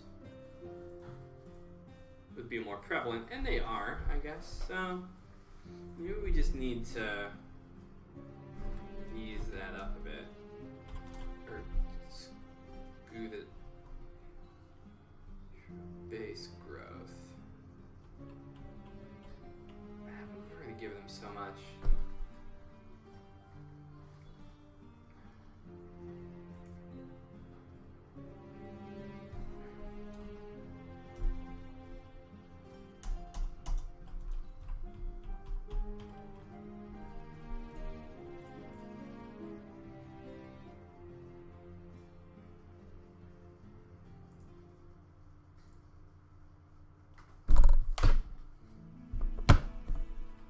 Something's off.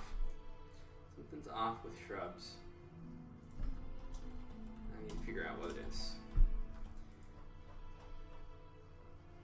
Are they removing grass when they grow? They should.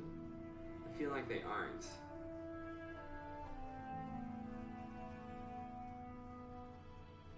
And we know grazers are putting downward pressure on them too. Maybe I need to remove grazers and see if that makes a difference.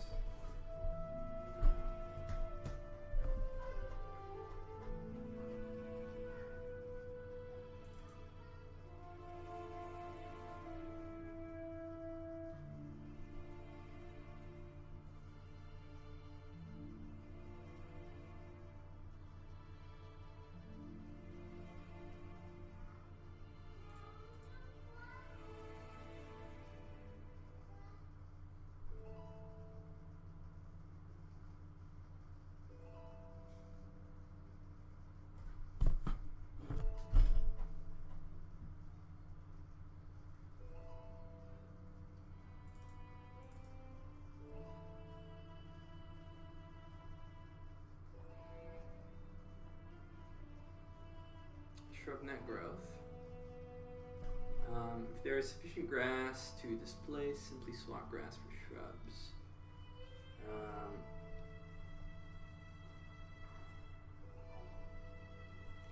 Net growth.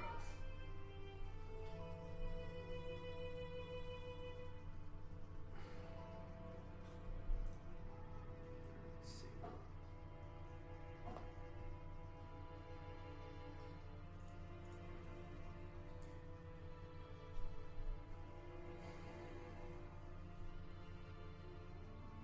This is what's weird to me. It just... I don't see any fire, and yet it just declines. Why? I see grass declining. I guess it's declining because conifers are on the rise. Yeah.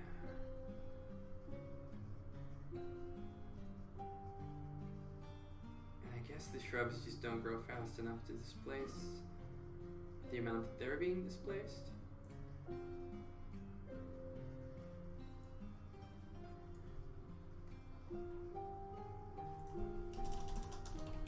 Turn grazers off.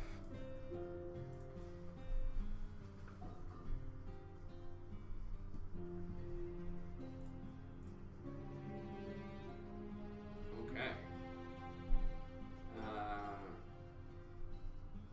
Doesn't seem to be.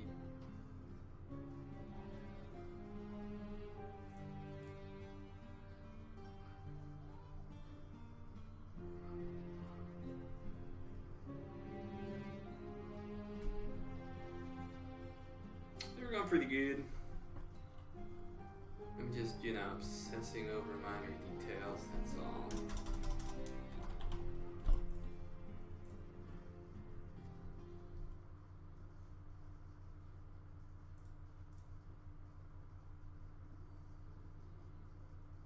Right, so the fire gave our shrubs an opportunity. So this is what? This is what's weird to me. It's weird to me.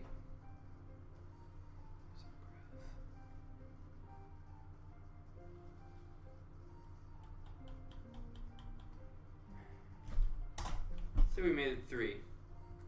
Better in almost every way than grass. Let's see what happens.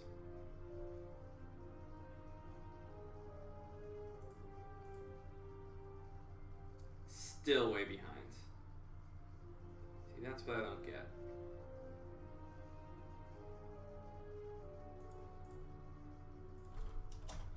Something is up.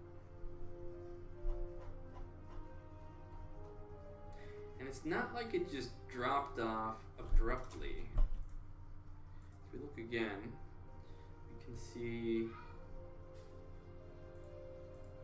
right? It is taking advantage of the opportunity.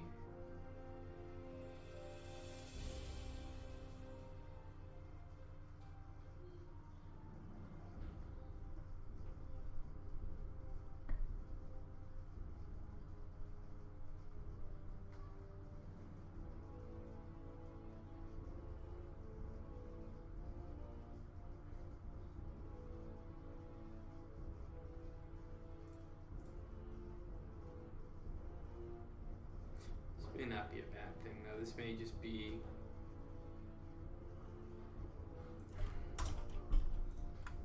the reality of shrubs living in a situation where water is relatively abundant, right?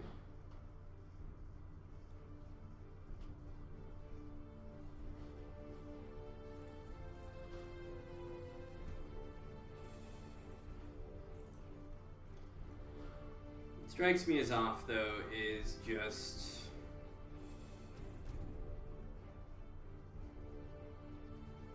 shrubs are supposed to do quite well when nutrient constrained.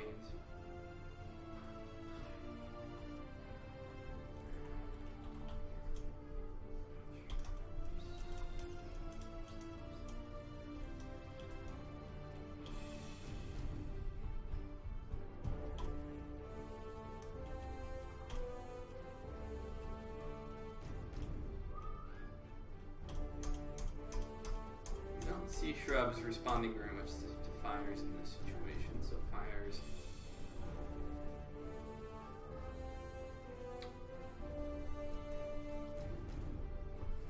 What did we get again when we turned off grazers?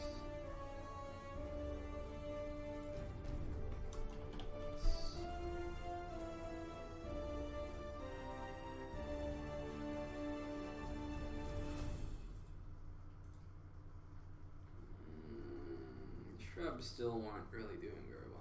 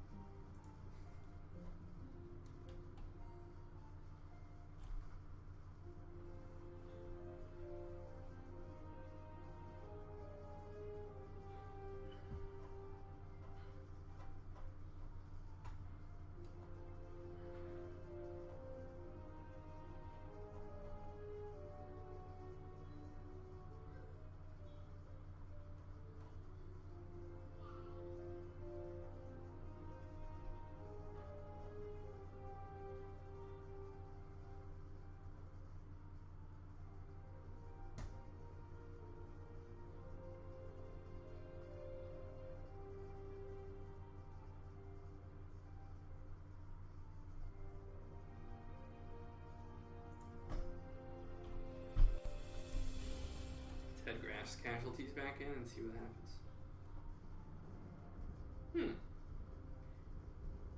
Interesting.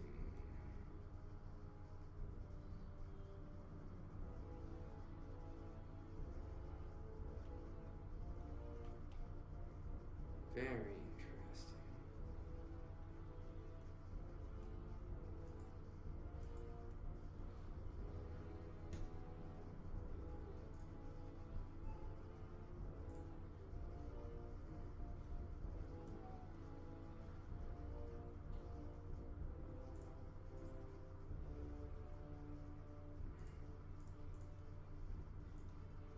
Poke around a little bit more. First, Boreal. Let's go ahead and add in our very unfavorable permeability. See what we get. We're water constrained, so we have a lot more shrubs.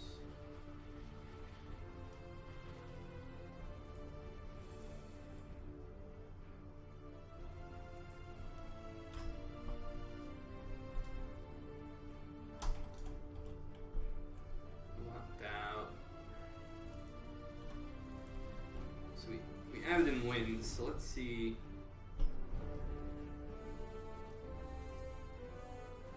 Oof.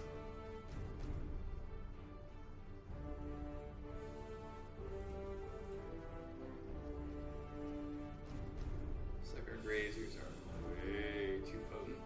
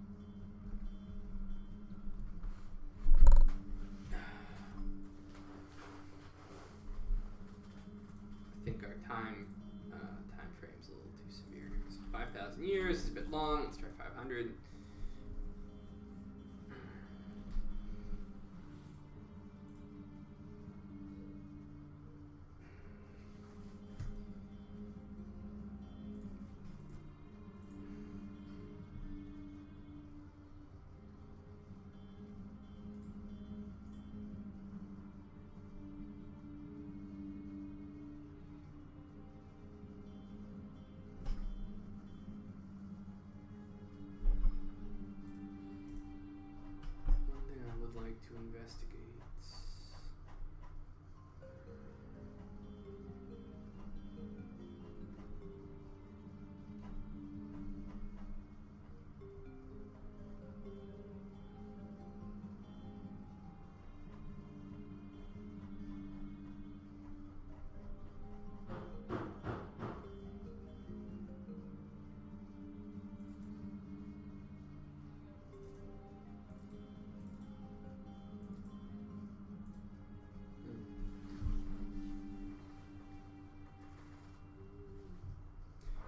Fires are we getting in this temperate forest?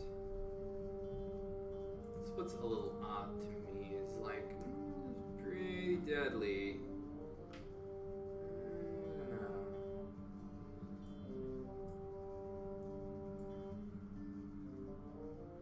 So like, how many fires do we have here? Total intensity 65, but it is 500 years, so over 500 years we had 29 fires, so. Nah, I mean, I think this could be fine. It's just, I guess the average numbers for abundance here is probably pretty informative. So on average, 1/3 grass, roughly 2/3 trees. I mean, that seems reasonable for like a woodland.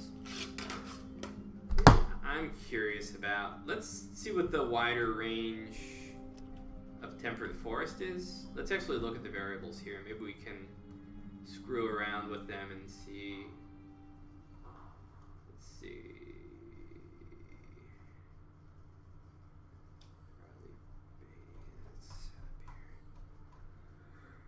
Oh wait, where did we put the?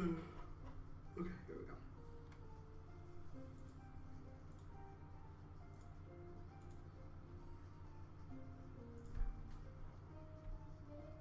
This is boreal. Let me just fix this. Make it 0.6. Temperate forest. I think these temperate forest values may be too low. And that may be why we're seeing more fires. So let's check our climate map and find a nice temperate forest area. Alright, so we see rainfall's 54. How did we ever get rainfall values as low as what I saw before? I must have yeah, that's really pessimistic. Alright, so let's go with this.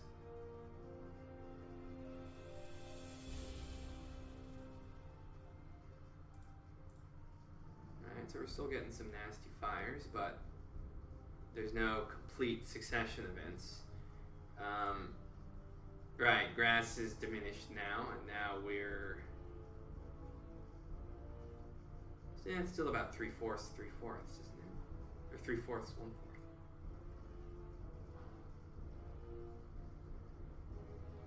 Trees in the bowl.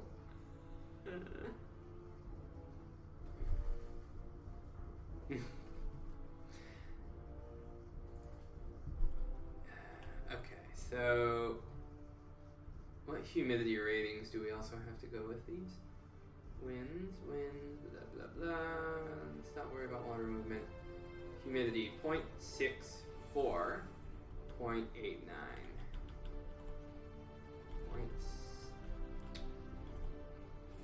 0.64, 0.89.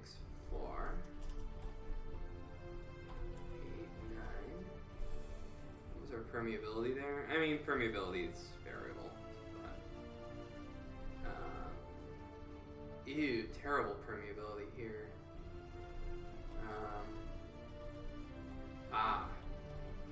So this temperate forest has no silt subsidies.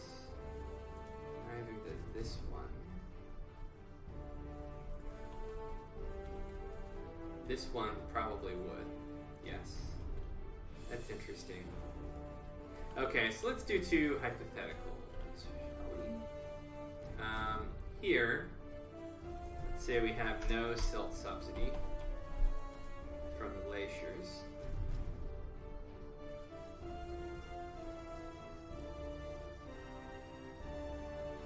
I mean, looks pretty good. We have more grass on average. Now let's say we have very favorable silty soil. We'll compare. Why does it look so weird? What's going on here?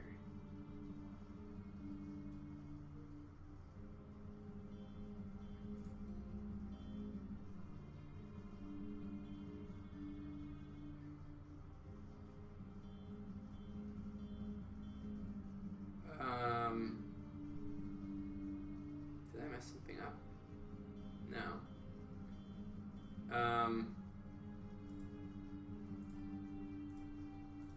It's just an extremely stable forest with a crazy tall canopy. Sometimes.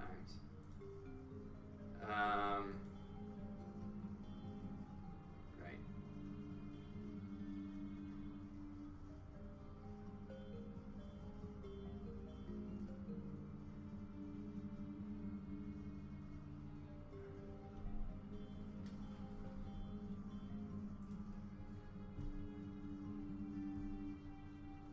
Well, that's one result I wasn't expecting, but in retrospect, it makes sense.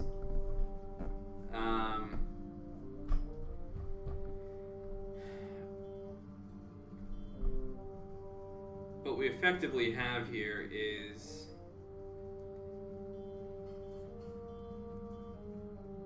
a stable ecosystem.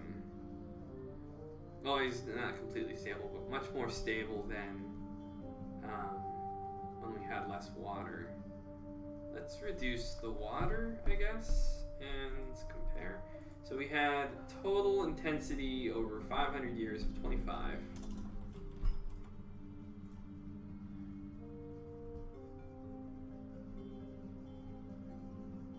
We have double the intensity with the lower volume of water. Canopy height that's significantly shorter. I mean, why not, right?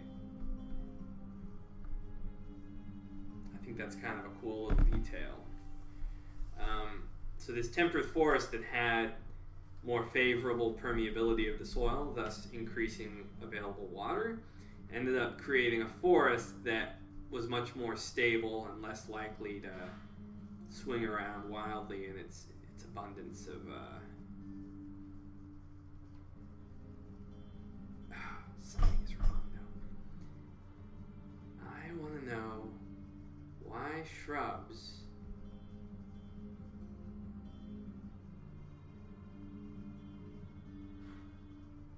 don't grow faster.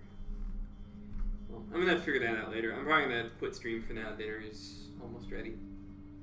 So I'll see you guys later. But I think we're getting to a good place. In fact, let's do this. Let's make sure things look good with all my new variables. One last walkthrough. So boreal forest. Looks pretty good. Grass average here is pretty low. Conifers high. Let's check Sahel. Should be pretty wild. I don't know how I feel about that. Well, I don't know. It seems to.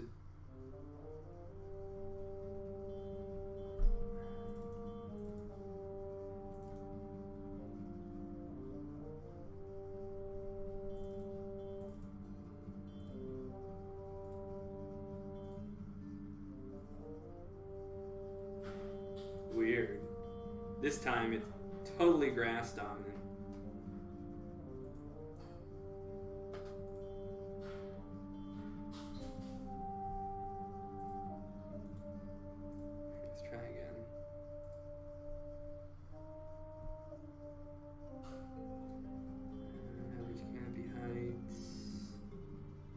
again, grass dominant. That's interesting. So it just apparently was that particular run.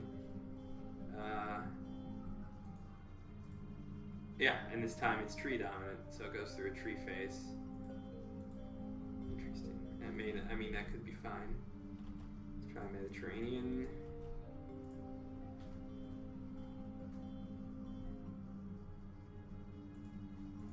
Yeah, it's interesting. It seems about right. This was slightly wetter.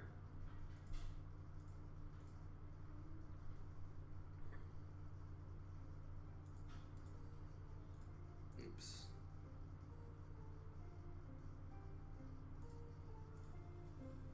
Pretty grassy, shrubby, and quite a few conifers. Anything else? Boreal grasslands. Oh no.